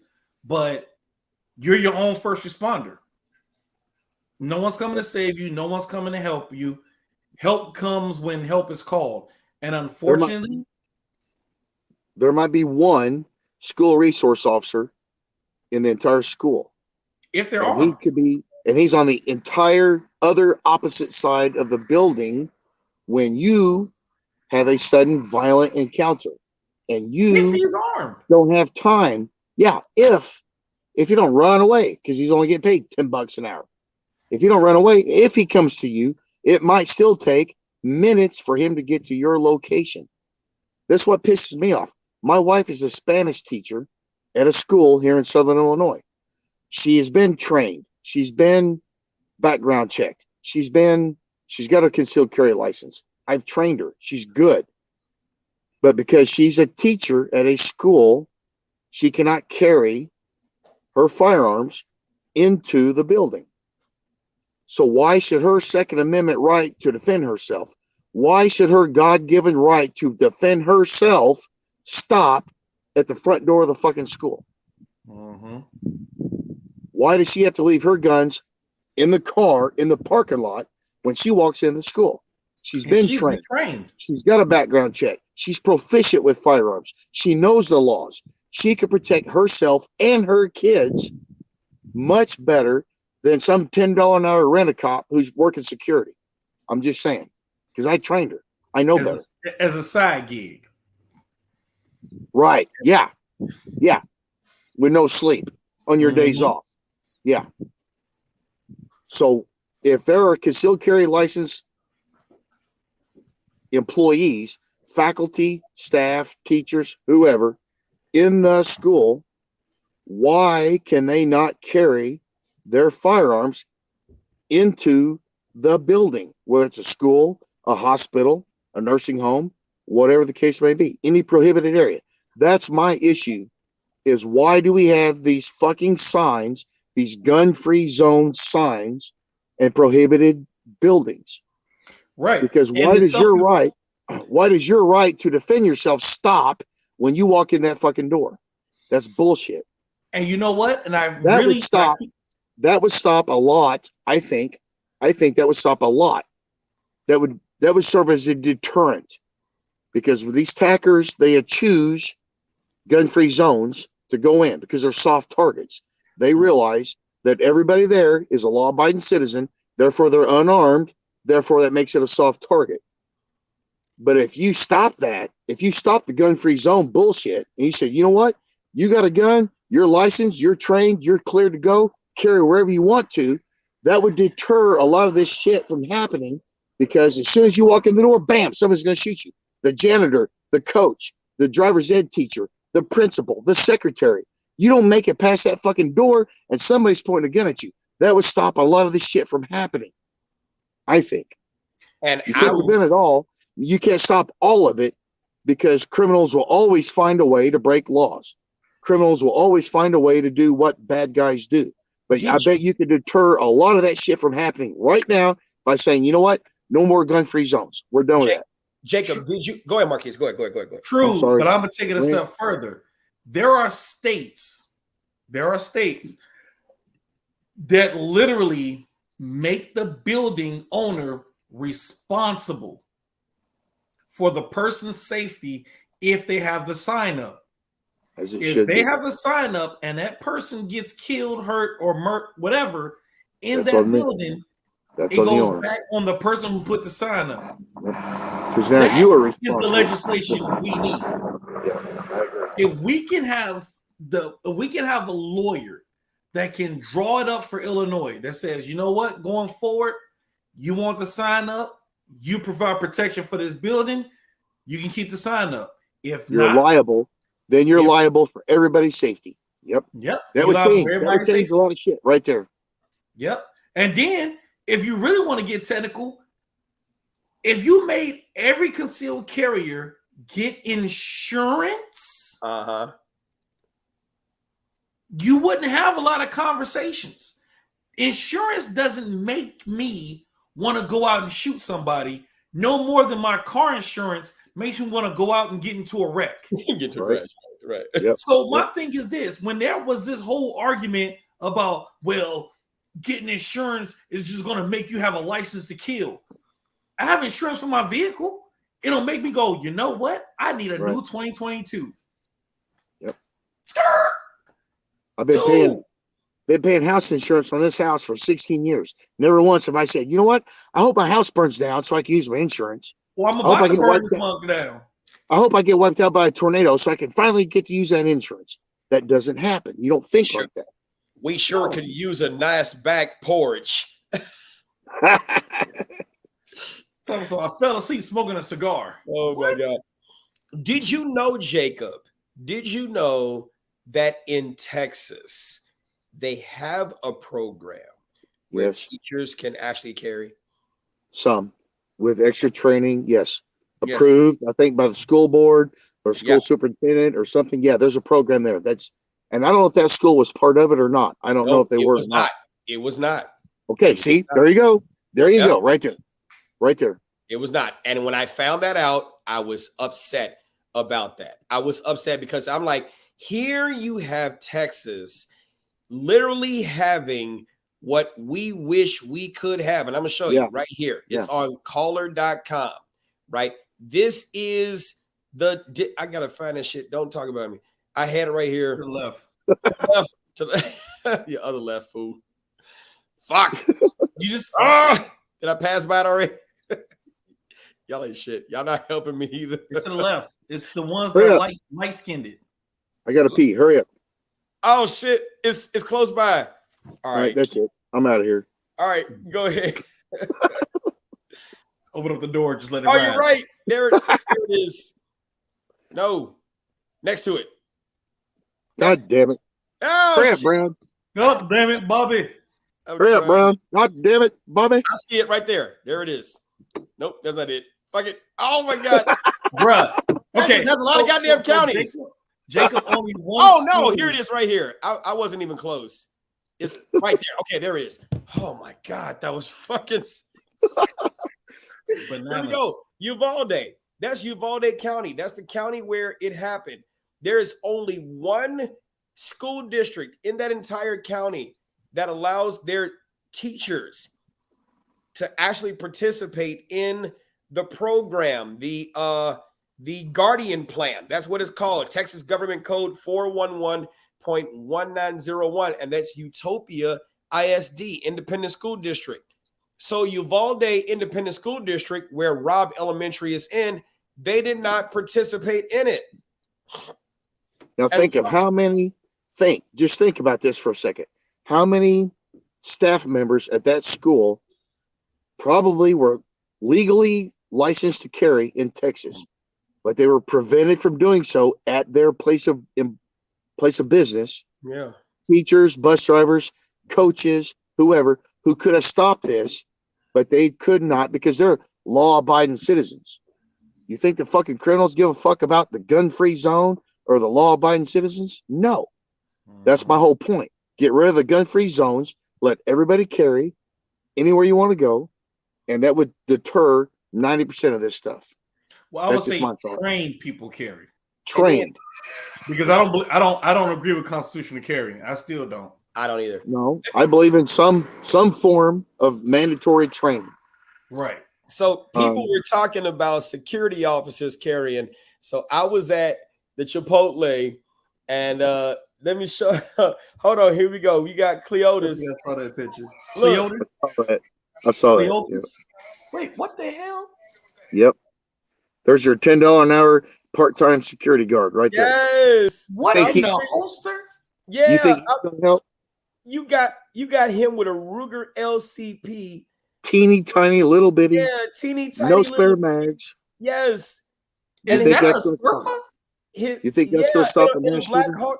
Yes, in a Black Hawk Serpa holster. Fucking ridiculous. Where's his other mags? He don't have no other mags, and he don't have none. That's it. That's what I'm saying. When people talking about I'd rather have an armed security. Here I am, Marquise, Jake. We all trained police officers, security officers, and I'm sitting here like, now don't get me wrong. There are some good ones. But when I say some, I'm going to highlight some. And I'm sitting here like, what in the by God hell is this? And I'm like, you can't stop traffic, let alone a crime. Yeah. And I'm saying KGC said, oh, I thought that was a water gun. It might as well be. Damn. Here you got people out there with AK-47s and Glocks with switches, and you sitting here carrying around Lil Blake Jr. Fucking talking about wear some shacks. Right. No, you are not about to. Bruh, stop it. You know what I'm saying? I'm saying he was proud of that look. And I'm proud to be in a look, boy. Look. And I was sitting here, you didn't catch me. Where was that at? That was at Chipotle on 87th and the Dan Ryan. And I'm sitting here like, boy, you got people out here with AKs and Glocks with switches, and you want to come out here with Lil Blake Jr. Your vest bigger than your gun. Come on, man. Your stomach bigger than your gun. Shit. Yeah. And then you should have seen the sergeant that was out there who had a patch on the back there. I ain't gonna say what company he from. That's not the point. But I'm sitting here like, come on, man. You got to be careful when you ask for that, because what some people don't understand about some of these security companies is some of these security, matter of fact, I would tell you a percentage. Now, I give this one company, I will not say their name. I give this one company shit about some of the stuff that they do, but I will tell you this. They require that they at least carry full size, same shit the police carry, even though they do police shit and they are not the police. But some of these others, matter of fact, I would say most of these security companies, and if they security companies that had the same evening hue as they are chronic for this. They will do what they need to do just to meet the terms and conditions of the contract barely, which means you got officers out there with guns and no ammo, guns and no mags, guns and no mags, guns and no mags in the mag. I even know of one company, I will not say their name, I swear to you, they literally had the officers out there carrying airsoft pistols. Oh my God. Airsoft pistols that actually fit the actual holster, but they are not live guns. And you think they're going to stop a threat? You think they give a fuck? You think they really care enough to put their own life in danger to stop a mass shooter event? Yes. And I'm sitting here like, man, y'all are some. Yeah, are you sure? That's like when they said, we're going to put unarmed security officers on CTA. You'd have been better off putting the Transportation Management Authority on CTA. They can at least direct the shooter to where to go. Man, that's unreal. I'll be right back. Yeah, I shit you not, Mike. Airsoft pistols. Airsoft pistols. No, pew, everybody gonna get wet. Wow. Everybody gonna get mad. Yeah. I'm just like, are you sure? So people got to be careful of what they ask for when they're talking about dealing with the active threat, because quiet is kept. As much as I want to train my armed security officers under stress, a percentage of them bitch because I talk to them rough.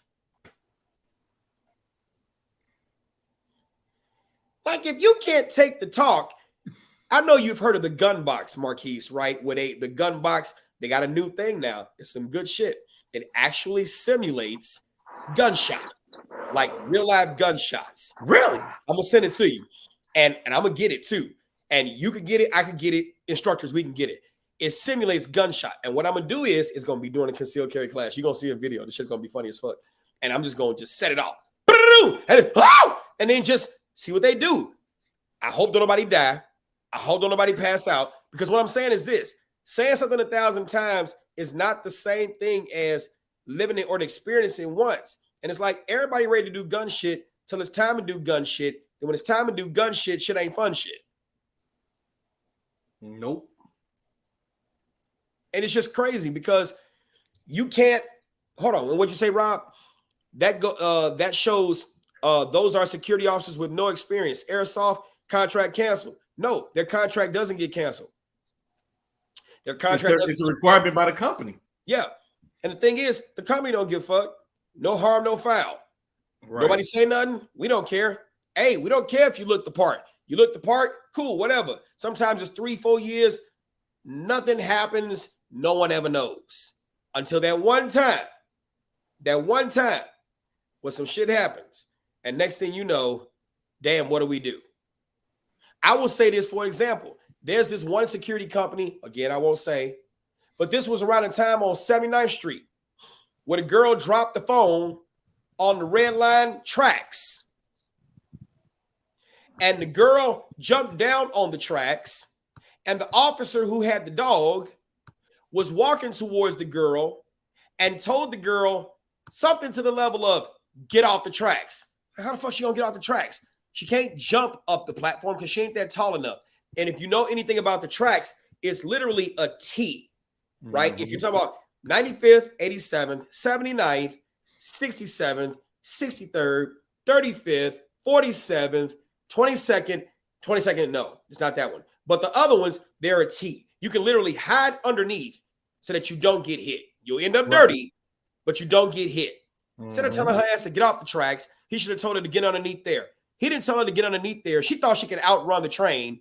What people don't understand is tachypsyche is a psychological perception that time is slowing down when in fact it's not. Ask anybody who's been into the situation, they'll say it. It seemed like it was slow, but anybody reviewing the tape could tell you shit happened fast as fuck. Think about when you're falling. Yeah. And in that situation, she got hit by the train. Instead of just going underneath the platform and she would have lived. That company lost their contract. Because how do you talk about risk mitigation if you don't understand how to simply tell somebody you're going to die? Get your ass underneath here now. That girl would have did. That girl wouldn't have questioned you. She would have did it. Train's coming. I want to live underneath there. Bam. It would have saved her ass. Mm-hmm. Not every company is qualified to do every level of security. So you got to be careful. Some of y'all will sit there and hire. That's just hiring security that you think could do everything is like hiring a lawyer you think could help you win every case. That ain't the case. That's why they specialize.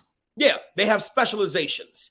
Mm-hmm. Not every person with a Juris Doctorate knows what the fuck they're talking about. Not every police officer knows what the fuck they're talking about. Not every instructor knows what the fuck they're talking about. Like these are things. Right. Some people can only get you to ABC. Then you need somebody else to take you to DEF. You need somebody to take you to fucking G. I'm not fucking HI. You know where I'm going, goddammit. PHI. All what I said is succession, not what I separated. But that's fucked up. Well, you could also know how to say the alphabet backwards, but we're gonna let that go. Shit, no. I might. Right. No, I had to do that shit for a. Yeah. Rob, you said he probably didn't know those openings are there. That's not an excuse, Rob. That's not You're an excuse. supposed to know. You're supposed to know. If you specialize in risk mitigation, how do you mitigate risk when the risk is obviously there and you didn't see? That is your job as a security person, is risk Right. mitigation. You're supposed to know the ins and outs of the area you're protecting. Just like you need to mitigate this risk. Pew pew. Somebody gonna snatch your shit.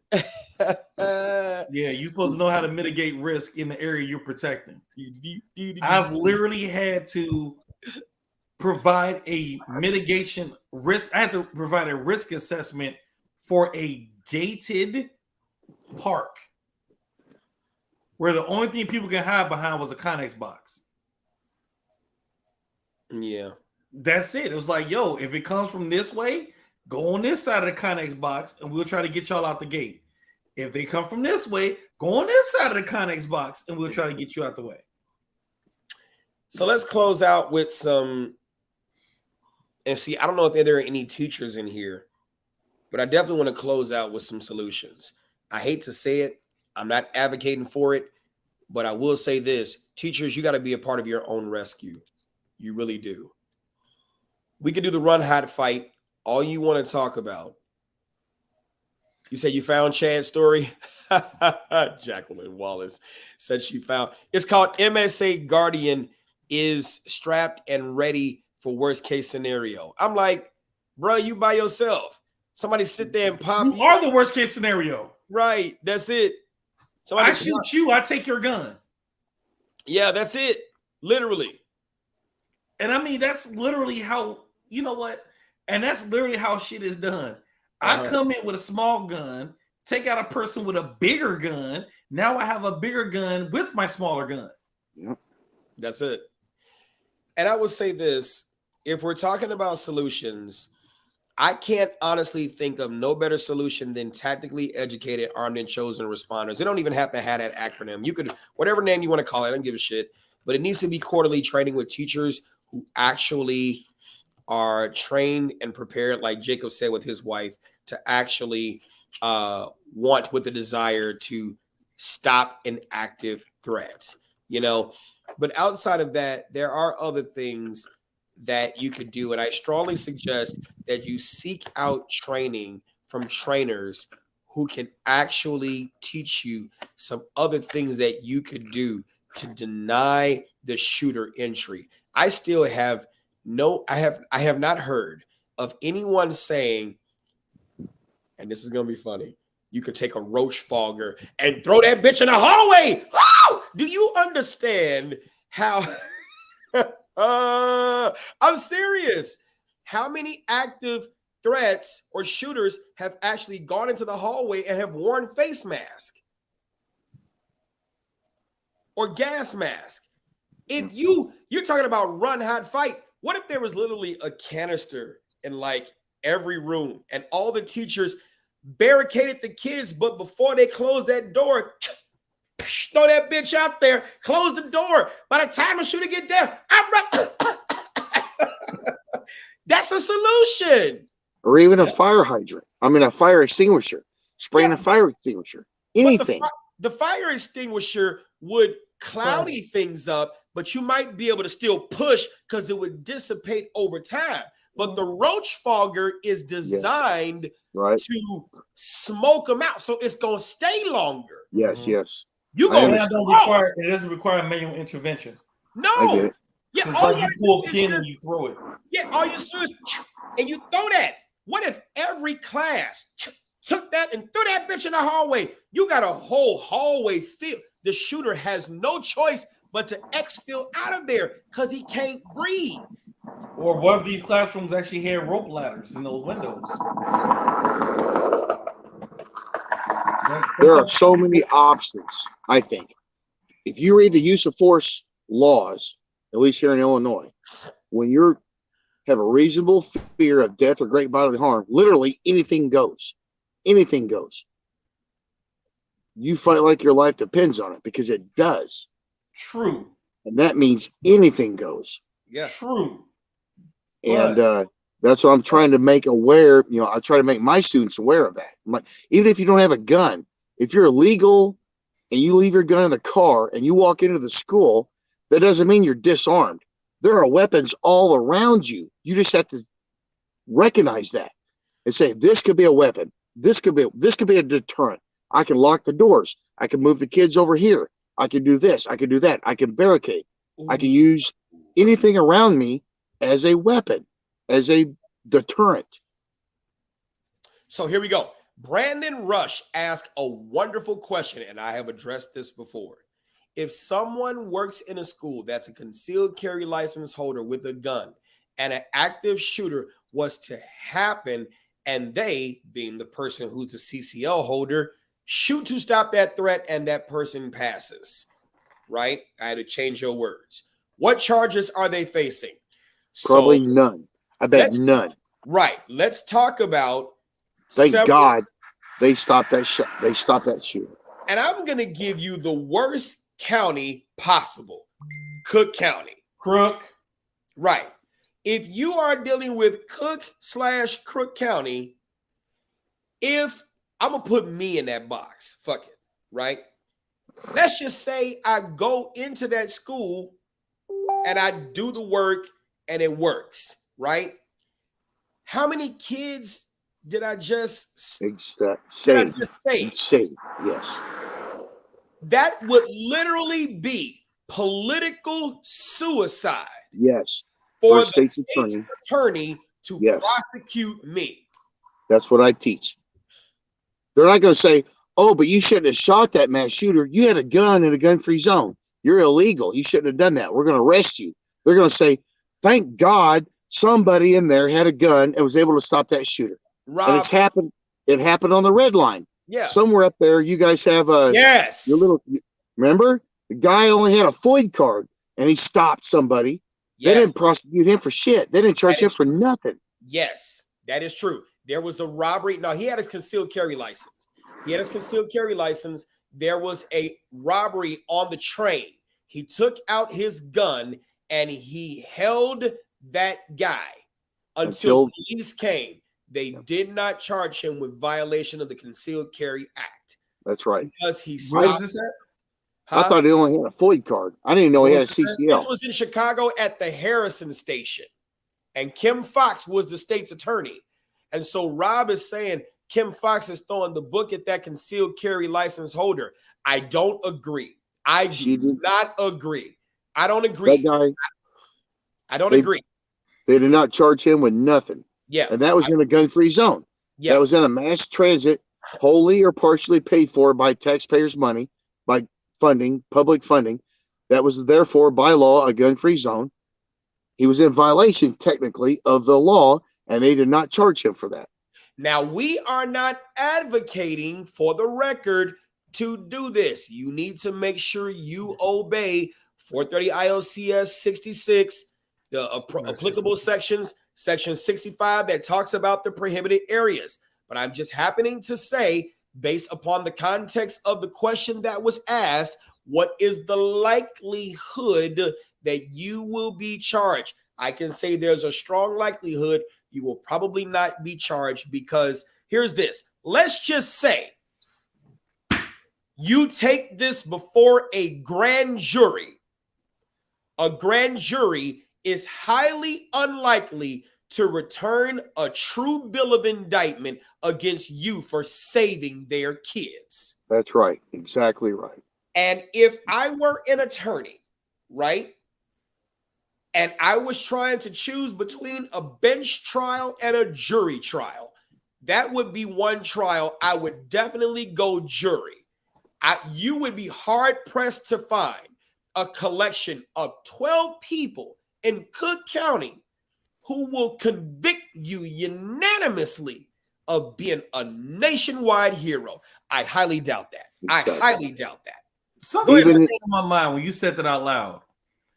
430 ILCS 6665 is all about prohibited areas, right? Yeah, I believe so, yes. Yeah. 23 prohibited areas. Right, 27. No, 23. It's 23.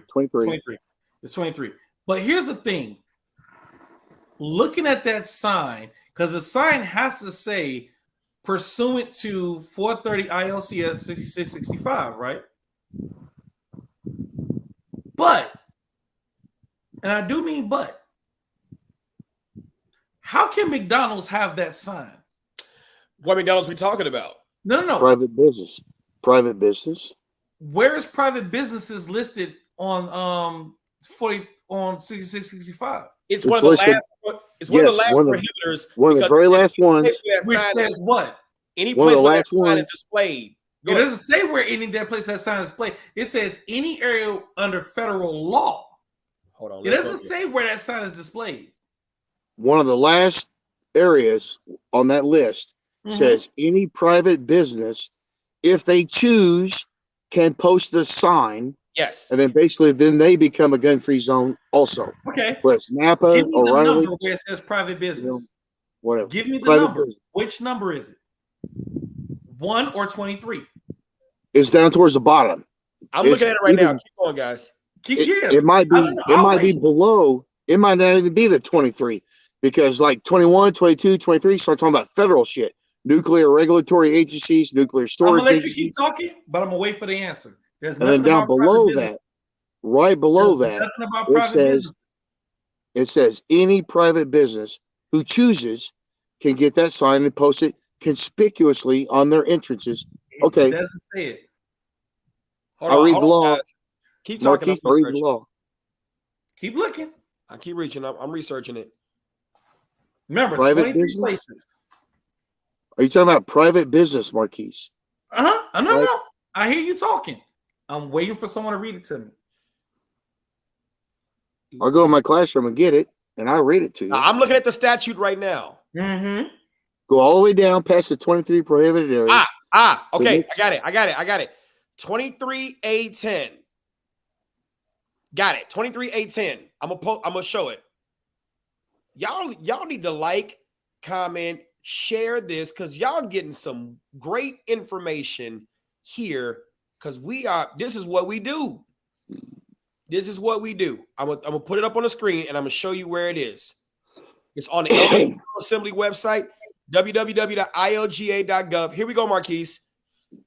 430 ILCS 6665, prohibited areas. I'm going to highlight it. We're at 23A10, right here.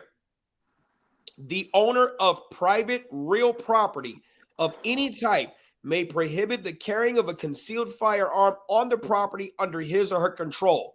The owner must post a sign in accordance with subsection D of this section indicating that firearms are prohibited on the property unless the property is a private residence. This would cover McDonald's. Right. Yes. So are we saying that the owner of that McDonald's chose that? Yes. Yes. That is what I'm talking about with self-inflicted incidents where people want to make themselves end up becoming victims because they self-inflict. Sure. That's a choice. Yes, I agree.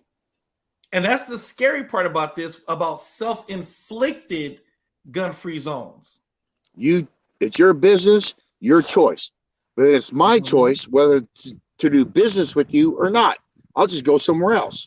If Tanya you post Michelle. that sign, I had to interject. Tanya Michelle said, I need the replay. Teacher here, I need options. That two-door lock doesn't make me feel safe. He's going to finish his statement, and then we're going to throw him out there. I'm done. Because we got to appreciate you being here. Go ahead. Go ahead, Marquis. We all agree.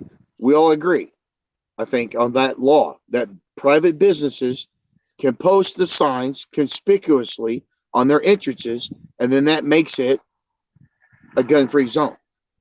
That's their choice. Their business, their choice. But then I can choose to do business somewhere else. I'm not forced to do business with McDonald's.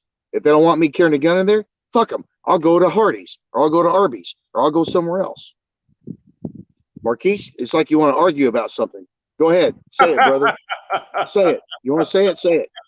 Oh, it's called concealed carry. So Yes. Yes. yeah, Exactly. yeah.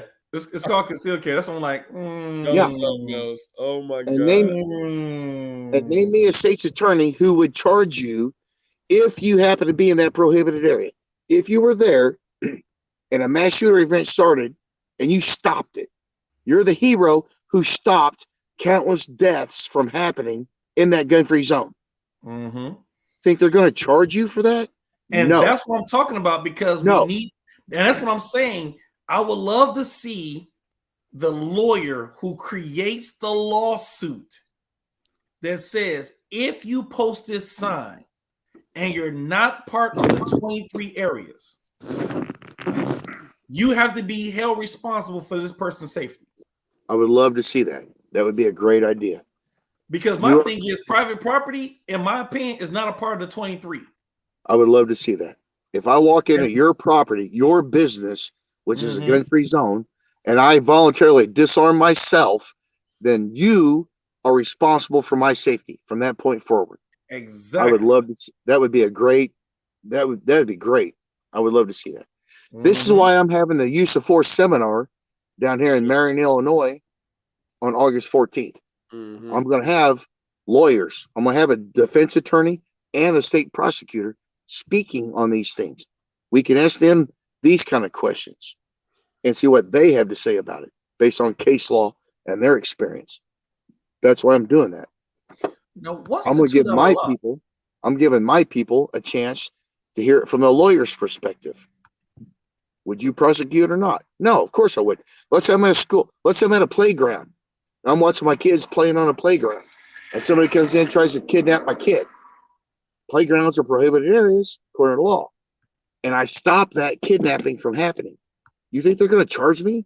Like, you should have had a gun there. You should have let him kidnap your kid. Of course not. They're not going to do that. They're going to say, thank God that guy had a gun and stop that kidnapping. So the whole rule, the whole law is bullshit. That whole fucking law about prohibited areas is bullshit because nobody's going to prosecute it. It's going to take somebody to try it and go to court and beat it. That's what it's going to take. And that dude up there, somewhere up there, you guys had one. You guys had that guy. Me and Mike were talking about a while ago. Yep. And that's what I'm saying, because if you're going to self-inflict your own demise, at least put me in the wheel. Right. I'm just saying, I like free stuff, bro. You know, that's all I'm asking. So what's going on, Mo? Somebody asked me a question. I believe we have not forgotten about you, Tanya Michelle. I hope you're still here. Selena asked the question, Mike, how about CHA properties that are classified as government buildings but have armed security and no gun signs? Are they allowed to carry in there? And who is they? Residents that live in housing. Live in public housing. Right. The general consensus is typically that it's going to take some litigation to kind of decide that. Yeah, because you're touching a area where, you live there, but it's still government residence, government property, right? Yeah. So my thing is, or a CHA employee. You know what? I feel like this is something I don't want to say on a recorded line. Yeah. Right. Yeah. I'll say it. Can I say it? I'll say it. Yeah. Fuck it. I don't care. I'm retired. I don't give a fuck. I'll say it. That's your residence. That's your domicile. That's your dwelling. This is what I would do. Maybe if I was trying to be a law-abiding citizen, have my firearm unloaded while I'm passing through the area to get to my apartment. Once I'm in my housing, my dwelling, use of force laws say I can have my firearm in my dwelling. Well, it's government. It doesn't specify unless it's a government housing. It doesn't say that, except for government housing. It doesn't say that. It says you're authorized to use force in defense of dwelling. It doesn't say unless it's government dwelling, then they don't count. It doesn't say that. Yeah, that wasn't where I was going with it. That's why I said I can't say it because it wasn't recorded. I wasn't going there. I mean, hell, your property at your house is your house. No one's going to be mad at you. You're authorized to use force in defense of your dwelling under those statutes, whether it's government owned or not. That's the way I see it. Right, but that's not where the rest of the property. Yeah. No, I wouldn't think so in the rest of the property. Right, but that's where I wasn't going. That's why I said I can't say it on recorded line because I wasn't going to go there with the dwelling. I mean, that's here nor there. It was the transporting between that I was gonna go with. But yeah, I'm at the that's not so Mike, I think you know my answer to that. I know. So Yep. hit Selena up and let her know my answer. Yeah, we Because gonna. it's recorded. Now I want to say it on the recorded line.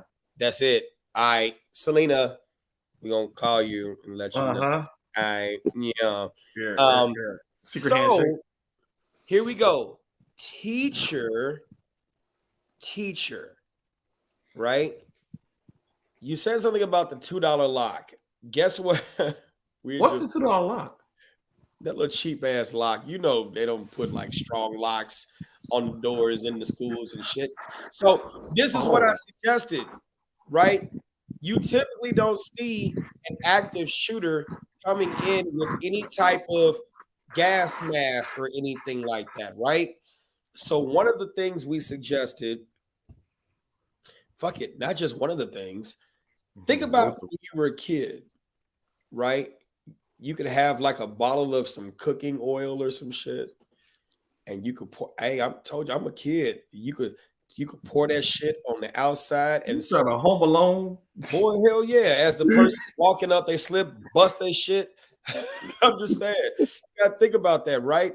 I mean, some of y'all, keep little refrigerators inside of your places. You know, inside of your classes. You can sit there and take a carton of eggs and just throw that. Yeah, so throw some Legos on the floor, throw some blocks on the floor. But here's what I suggested too: go to Jules or go to some store and then get like a couple of roach foggers. I'm serious. If every classroom had a can of roach foggers, as soon as you heard the shots, y'all sit your asses down or whatever the flashy sign is. I don't know, some dumb shit. And then take those cans, pop that shit, throw it in the hallway, close the door, let the roach fogger at the same time do the job. Whoever's in the hallway, fuck it. Students, staff, teachers, they all getting it. The active shooter, everybody is going to want to clear that hallway because you're choking. You can't breathe. How would that work for the first responders who come to the scene? They can wait for the active shooter to come outside. I'm just saying. My thing is this: if that's part of the defense plan, when you call the police, you make that known. Yes, needs to coordinate. The school would need to coordinate that with the local PD to say, "Hey, this is our plan. We're going to throw about 25 fucking roach foggers in the hallway. So your boys, when they get here, they better have a fucking mask on." Right. Or the other factor, depending if your door opens in, I think most classrooms they open in, you could buy the doorstop. Yes, my school has a doorstop. Get in there, kick it really hard into the door. Yeah. And again, if you look at the Virginia Tech shooter, he didn't make it to certain classrooms because they had barricaded inside.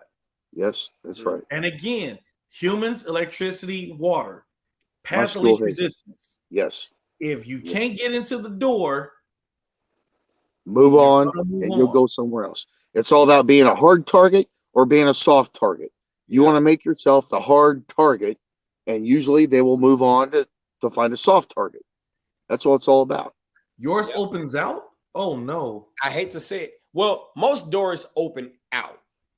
And as soon as you pull it up, it opens out that way. But my thing is, here's another option too. Shit, you might be able to buy some paint cans. You know, take that paint can, pop that shit. As soon as that person comes in, fucking throw it on them. They ain't thinking about shooting shit when they can't see. It's messy.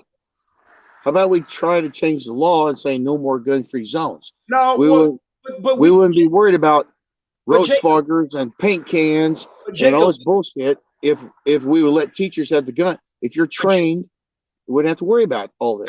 I get what you're saying, Jacob, but we got to work with right now solutions. Yeah, and right now, I don't need a law to take my ass over to Jewel and get some can of baked beans, bitch. Have you ever been hit with a can of baked beans?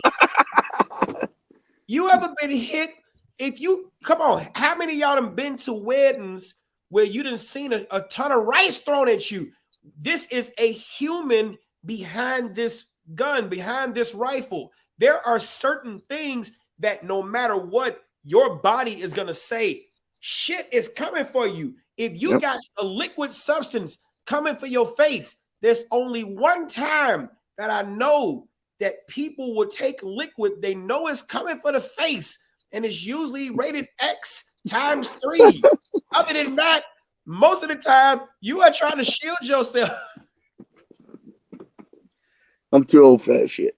I'm just saying, you are trying to get it in the face. I'm just, Them days, right. Them days are over with. I'm just saying, if the active shooter sees all the students taking pork and bean cans and throwing that bitch, you are not standing in that door. They are backing out of that shit. A human reaction to flinch, to hesitate. What I'm saying. Pause. You got other things you could do. Liquids, roach fogger, beans, books. When have we stopped? We got to stop this victim mindset. Mm-hmm. Yep. Weapons of opportunity. Yeah. That's what we've been talking about. Everything. Yeah, not to be funny. Hell, COVID should have taught you a valuable lesson. Yeah. Name a room that doesn't have Lysol now.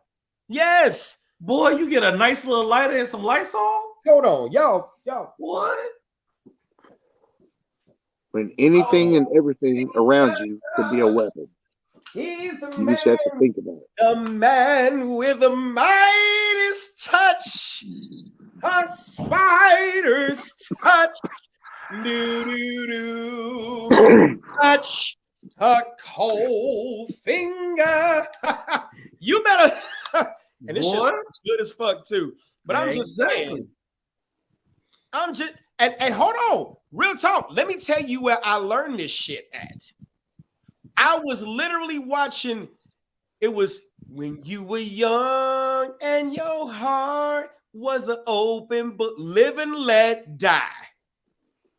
I remember the scene where they had already gotten to whatever fucking island it was. I was a kid. My grandmother used to order these videos. I don't know if it was from Time Life Video Club, whatever the fuck. And that was one of it. You see what I'm saying? And it was the snake. He was taking a bath.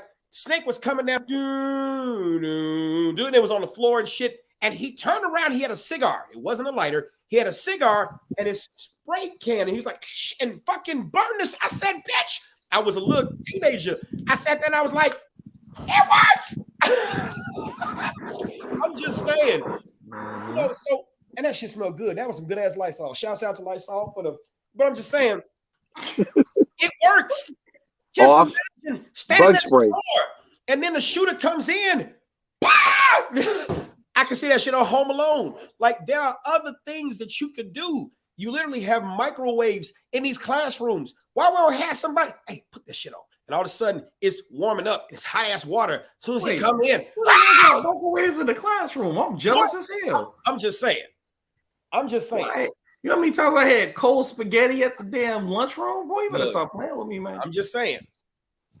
You know, there are other options you can use so that you can stop this active threat by any means necessary. We got to stop with this whole, you know, it's crazy. It's crazy. And so there's other things that we could do.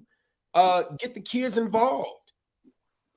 Get the kids involved. You got the PE teacher. We can make that a PE activity. There are plenty of things that you could do to get the kids involved in their own rescue. Now, some people why are they not practicing that though, too? You practice fire drills, you practice tornado drills, you practice earthquake drills.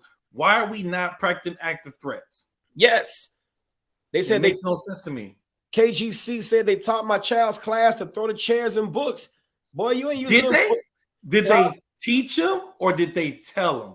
Hey, even throwing loose paper into the air could be enough to distract somebody.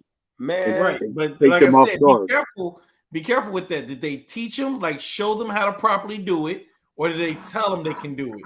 Because you'll get someone who probably hit themselves in the face with the chair before they even get a chance to throw it. And then let's look at how big some of these chairs are. You know what I'm saying? So if they're attached to a desk. Yeah, that's why I like practical stuff. Like if an active shooter comes into the room and you got 20 eggs from 20 hands coming your way, that active shooter is not going to stand there and take that shit to the face. They are naturally going to walk the fuck out of there. Yeah, or even hell, just get the little, what do you call it, the little stress balls. Yeah, stress balls. Even little stress balls on each desk. I like eggs, and here's the reason why I like eggs. I like eggs because on impact, it's messy. So then the shooter would have to be someone that is used to operating in blood, wet, mucky conditions where they can still shoot through all of that stuff.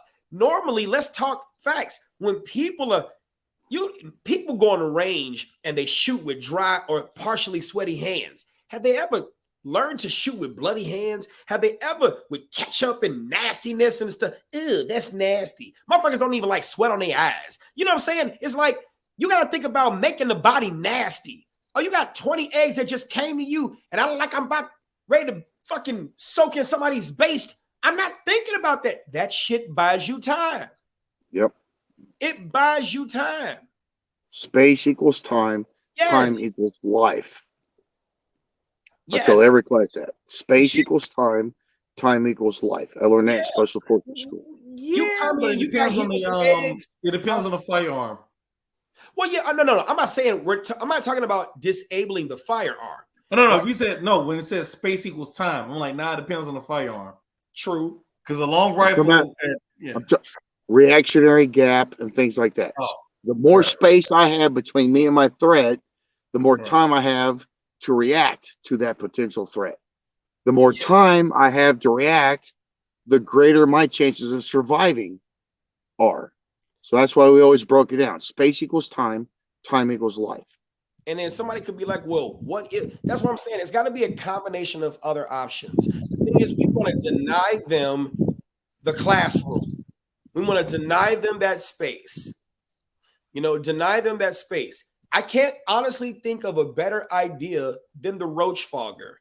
I'm serious. Like, I'm a kid from the hood. Like, I'm not of the hood, but I know hood shit. Them roach foggers, we had to clear the fucking house. You couldn't be there because it was not an environment you want. Say less of the fact that the fucking things are gonna fall down. It's the gas. The shit that comes out of it. And then you got every class teacher, they pop, hide. And all of a sudden you got this whole cloud full of shit, and the fogger is still doing. In fact, the roach fogger lasts longer than CS. And you know what's funny? I was thinking about the whole door thing she mentioned. That means that her hinges are on the outside. Yeah. So they need to fix that in itself. They can fix that. That should just be. They should change that, because, like I said, and this is what I was saying. Schools should have took the 9/11 approach and started changing things as far as the doors, the windows, how the windows work, how the doors work. Do they swing in? Do they swing out? If the hinges are outside, you're not stopping anything. It makes no sense. And it's like, why not spend that money to make our kids, our teachers, our staff more secure? Why not spend that money? Yeah. You have fundraisers for stupid stuff all the time at schools. Yeah. World's finest chocolate. We got to sell so many chocolate bars because we have no choice. Okay. We always got to do some type of fundraiser. I'm pretty sure there are no parents who will be in opposition to fundraisers to better fortify schools, as well as, like I said, just simple stuff, rope ladders, windows, things like that, alarm systems, some type of system where maybe it's like a life alert where a teacher or somebody can press the button and it activates the law enforcement to come through. Something, man. But the life alert thing is like, even if you got a trip button, let's compare that to bank robberies, right? The silent alarm just makes the robber work faster. Not silent. Okay, the audible alarm. It still makes the person work faster. Law enforcement still got to get there. But remember the other part I said. Right. The locking mechanisms for doors. Because guess what? I don't care how fast you're thinking about working if you can't get into the areas you're trying to work. True. So if we trigger that alarm signals What law about enforcement. magnet locks? Magnet locks will be good, but here's the thing: magnet locks can be defeated. I'm not going to say it online. We'll let it ride. Yeah. But I will say this: Magnet locks. that if you have that mechanism, each teacher, someone has the mechanism. It goes off. It causes the school to alarm, which makes the mind go alarm, because it has to be a different alarm than a fire alarm. Right. Alarm, lock doors, barricade in place. Roach fogger. You got to. Yeah, throw the word roach fogger too. But now, as far as that goes, you're right. The person now is panicked because their goal was to have a high body count with little to no resistance. But you know what I would love to see, though? I would love to honestly see, and this would only work in like schools that have regular floors and no carpet. I'm sorry. I would love to see that. Those were great ideas too. But I would love to see teachers. So teachers, if you're watching this, here's what you need to do. You need to go to Walmart or go to your local shopping area, and you need to get 2 cans of roach foggers and 2 bottles of vegetable oil or some oil. Because what I'm saying is this: if you got those floors, right, as soon as you launch that roach fogger, throw it out there, fucking pour that oil in front of your shit. And if you oil up the hallway, now the person has to, you're buying time by them having to do this shit. Oh, and then what if he busts his, bam, bitch? Oh, now he done busted his shit. So now he got to get up and try to balance his way. You're buying time. Yeah. And most office buildings actually have a emergency alert system via phones or via email that something clicks on or something. And also, do me a huge favor too. Those of you who work in office buildings, do me this huge favor. Can you please check that you have a phone that dials out a specific way and that is tagged? I have heard of way too many cases of active threats in office buildings where the person dialed 911 30 times, not realizing they had to dial 911. So please check that for your office. Does your office building require you to dial an extra number to get an outside line? If so, is it marked on each individual phone? But how many classrooms still got that? I think we would argue teachers still got their cell phones. So no, I'm saying office buildings. Oh, yeah. Office buildings. Because, you know, the 911 calls, we know that shit's going to the police. You know what I'm saying? I just, look, cooking oil or dish soap, right? We're going to have a whole shopping list. Cooking oil. Oh, Tiny says they have no phones. No phones. Like no phones or no cell phones. You said, Marquise, I told my boss the ideas. They rejected the ideas. Which one we talking about? Look, here's what I'm telling y'all. Stop fucking asking permission. Ask for forgiveness later. Come on, stop asking for permission. Y'all gotta understand. And I don't give a fuck. Look, they're gonna have to fire my ass. I'm gonna have some roach foggers. This one said baby oil. Okay. Hey, Jacob, I know you fucking know. How many cell extractions did the offender put baby oil on the fucking floor before we had to go in and extract them out? And how many COs slipped? I mean, not to be funny. Or soap, or shampoo, or body lotion, or fucking anything. Anything. Food. It could have been anything. Yeah. And I sent 6 guys in, and 5 of them fucking slip and fall on their ass. Yes. And we like, you know what was a good movie that portrayed that? It's true. It was the Tom Clancy film No Remorse with Michael B. Jordan. Remember when they tried to extract him out of that cell? Yeah. He stuffed the sink, had the water running, and he rubbed himself with water. He was like, come on. Man, I've seen dudes do some amazing things with nothing but body lotion or shampoo or soap and some bed sheets or a towel or a book or a bag of books, a laundry bag full of books. Yeah.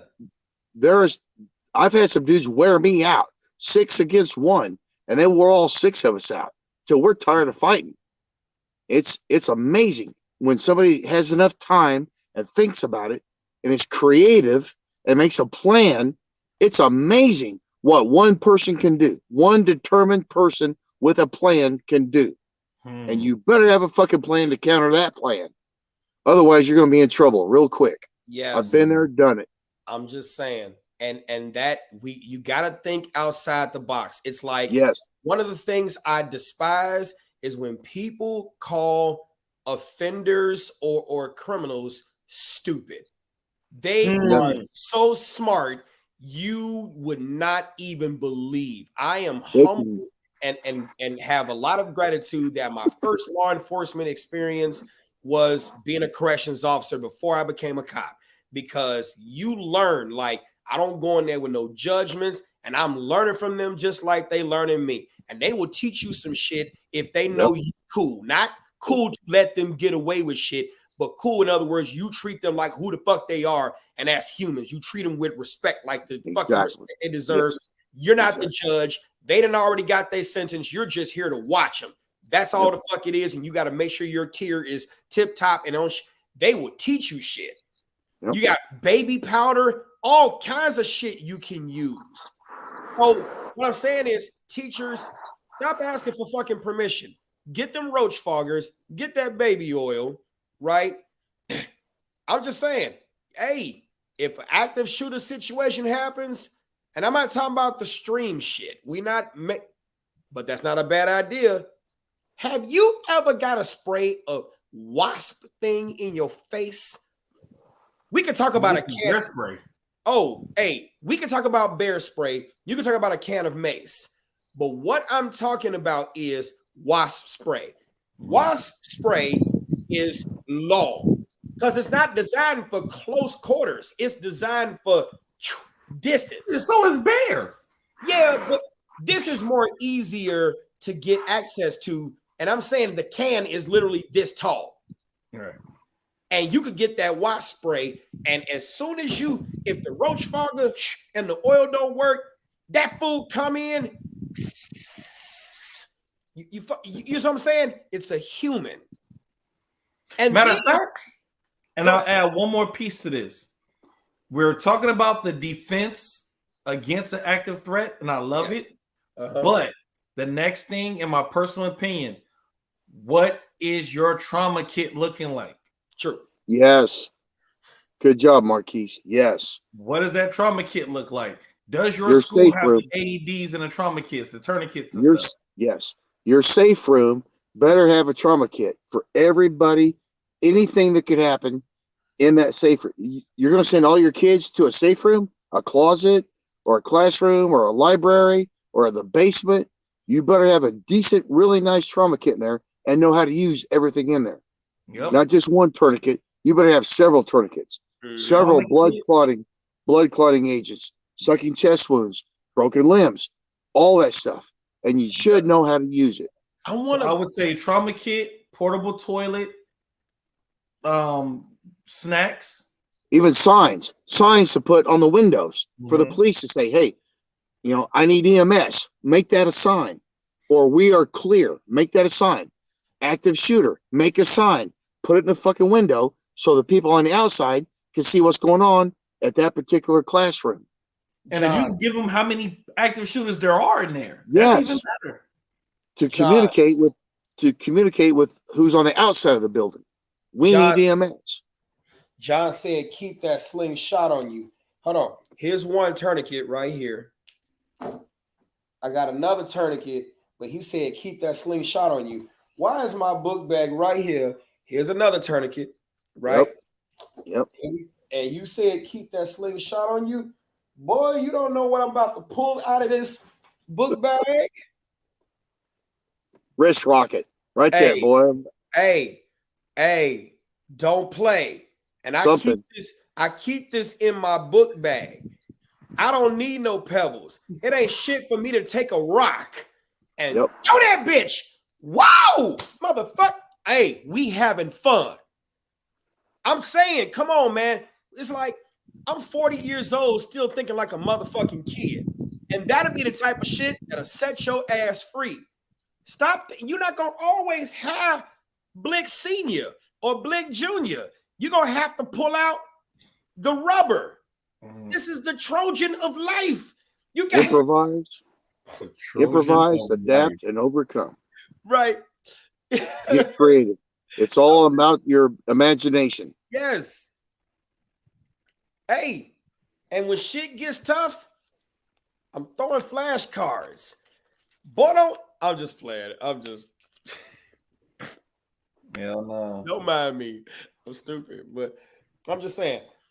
And yes, all that does beat having a security team in place. Yes. Because guess what? Security teams are there to stop a threat. You know what helps security teams?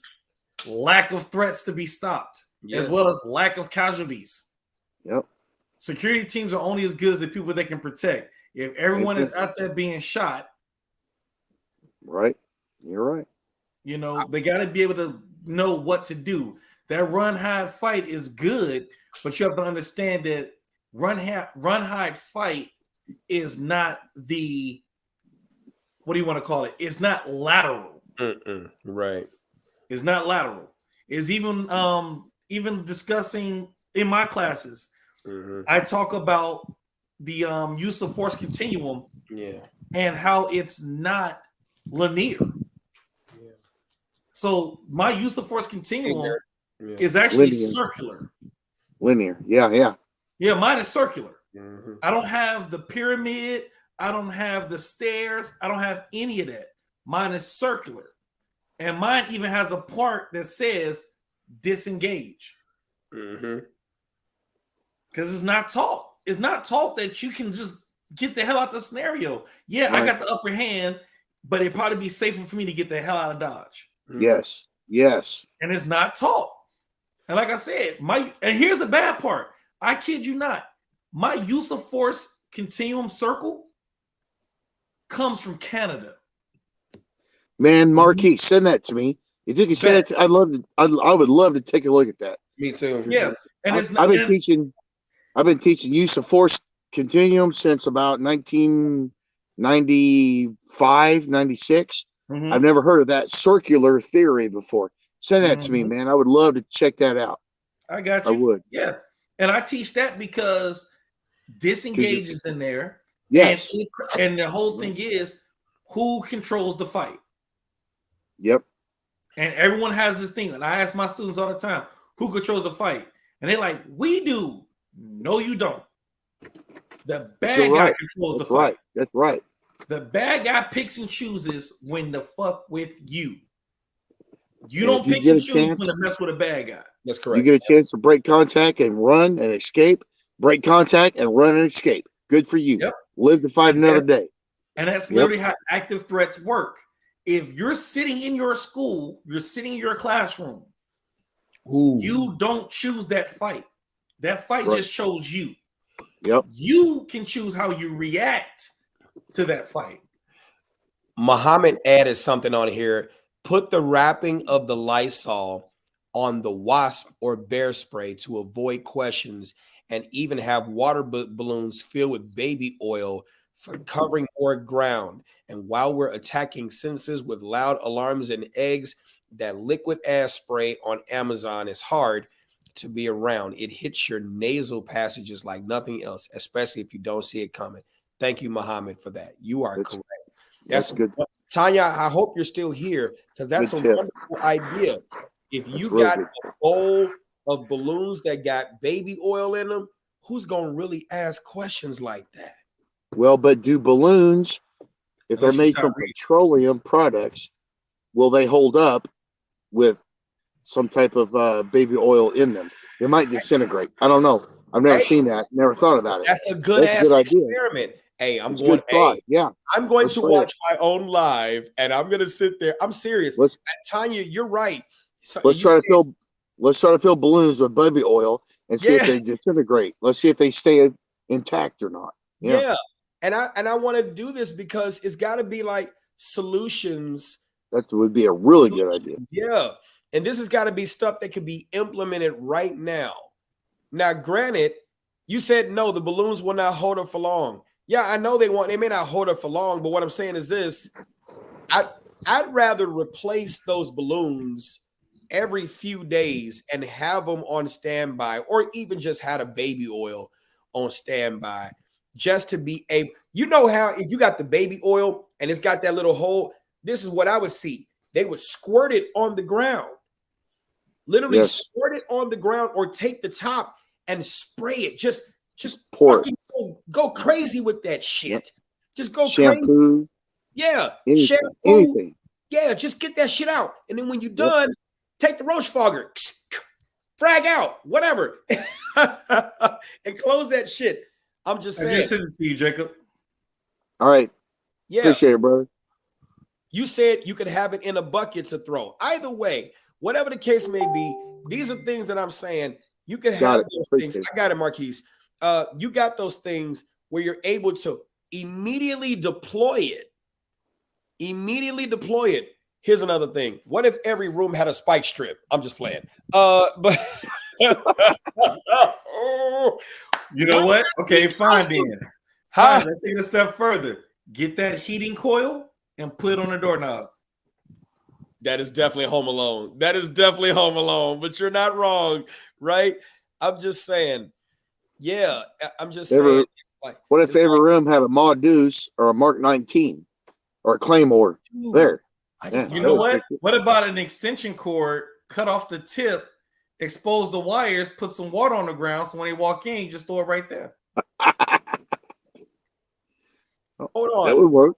Remember a long time ago, and there used to be these foot spikes, right? That you used to use for like gardening. Walking on ice. Well, walking on ice too, but I'm talking about the foot spikes that used to be used for gardening. Oh, for aeration. Yes. And you could actually, yes, here it is right here. I'm gonna pull it up. You can put them shits right on the door. Not on the door, but on the floor. And then as soon as the guy walks in and perhaps step, I'm just thinking outside, guys. That's a lot of Home Alone shit, bro. That would be assuming anything like a punji pit, anything like a punji trap would be assuming that they're either walking barefoot or in soft-soled shoes. If they're wearing any if they're any kind of boots or hard-soled shoes, those spikes, those kind of deterrents, they probably won't work. But I've done the punji pit, I've done the punji traps, I've done punji stakes, I've done that kind of training. But that might work. Right. Did you see it, Melissa? Hey. Hey, fellas, I got a storm rolling in. Yeah, we got to get out of here too. I'm going to head in the house. I got a storm coming through.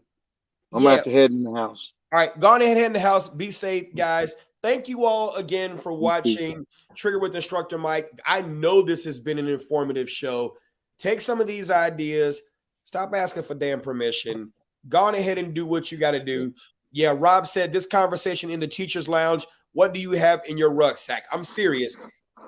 We might have to talk offline. Go inside. Go, Jacob. You're good. I don't want you to catch that storm. You're good. I want you to not to get wet and shit. So you're good. I appreciate your contribution. Thank you. Thanks. Yeah, no problem. It's all good. Yeah, no problem, Selena. No problem, guys. Look, I just want you all to understand that you teachers might have to have this off the book conversation where you can get Lysol wraps and wrap the wasp spray and kind of cover it, but you better know what the fuck it is. Because don't get it confused. Until you air out your classroom. Yeah, right. Until you, and all of a sudden you think it's this when it's actually wasp spray. That's why I'm not a fan of the wraps, because wasp come in classrooms. You know what I'm saying? So my thing is, let's talk facts. They're not searching the classrooms like that for that type of shit. They're searching for weapons, guns, knives. So what I'm saying is, if you got something that says wasp spray, that's what the fuck it is. It's wasp spray. It needs to be clearly identified because under stress, you ain't got time to guess. Let me rewind that shit again. Under stress, you ain't got time to guess. The shit needs to be clearly identified.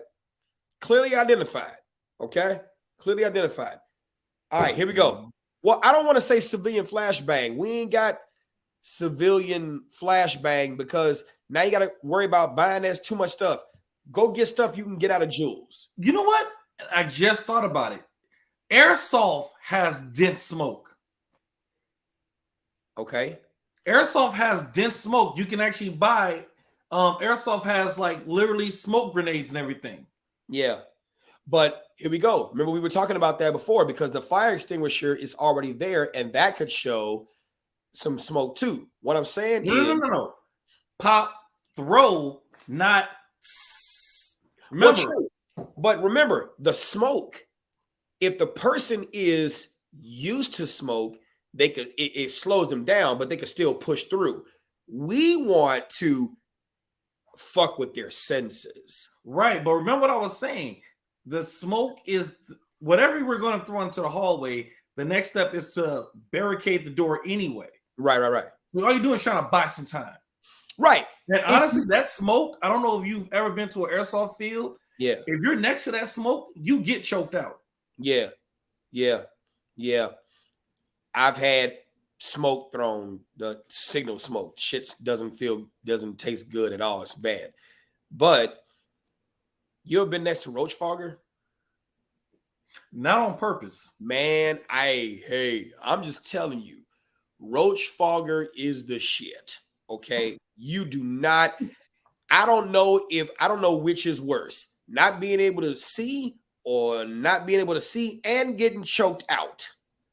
Like, I like the roach fogger because it's designed to kill shit and humans are not supposed to be in the area. That's why they tell you, pop it, clear the fuck out.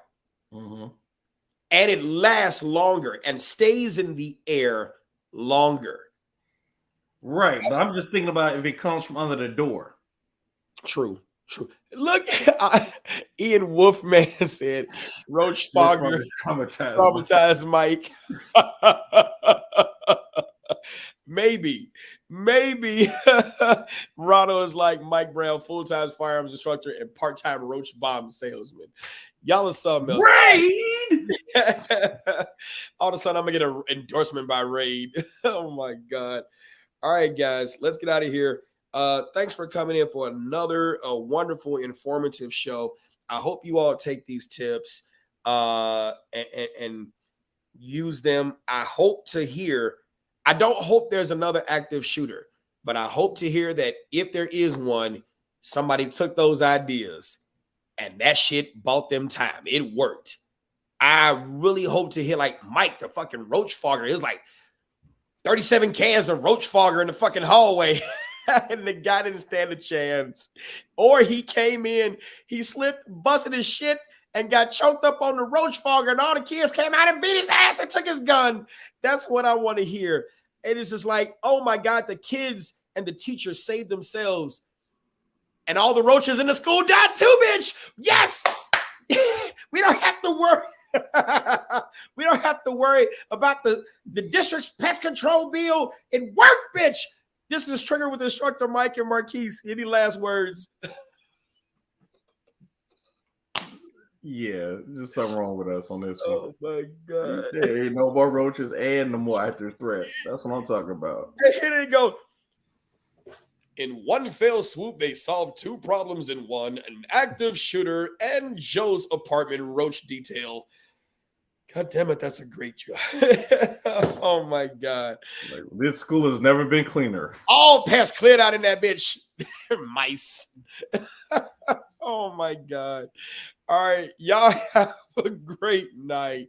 Take care. Come back next Wednesday. Peace. Peace. Oh, shit was crazy.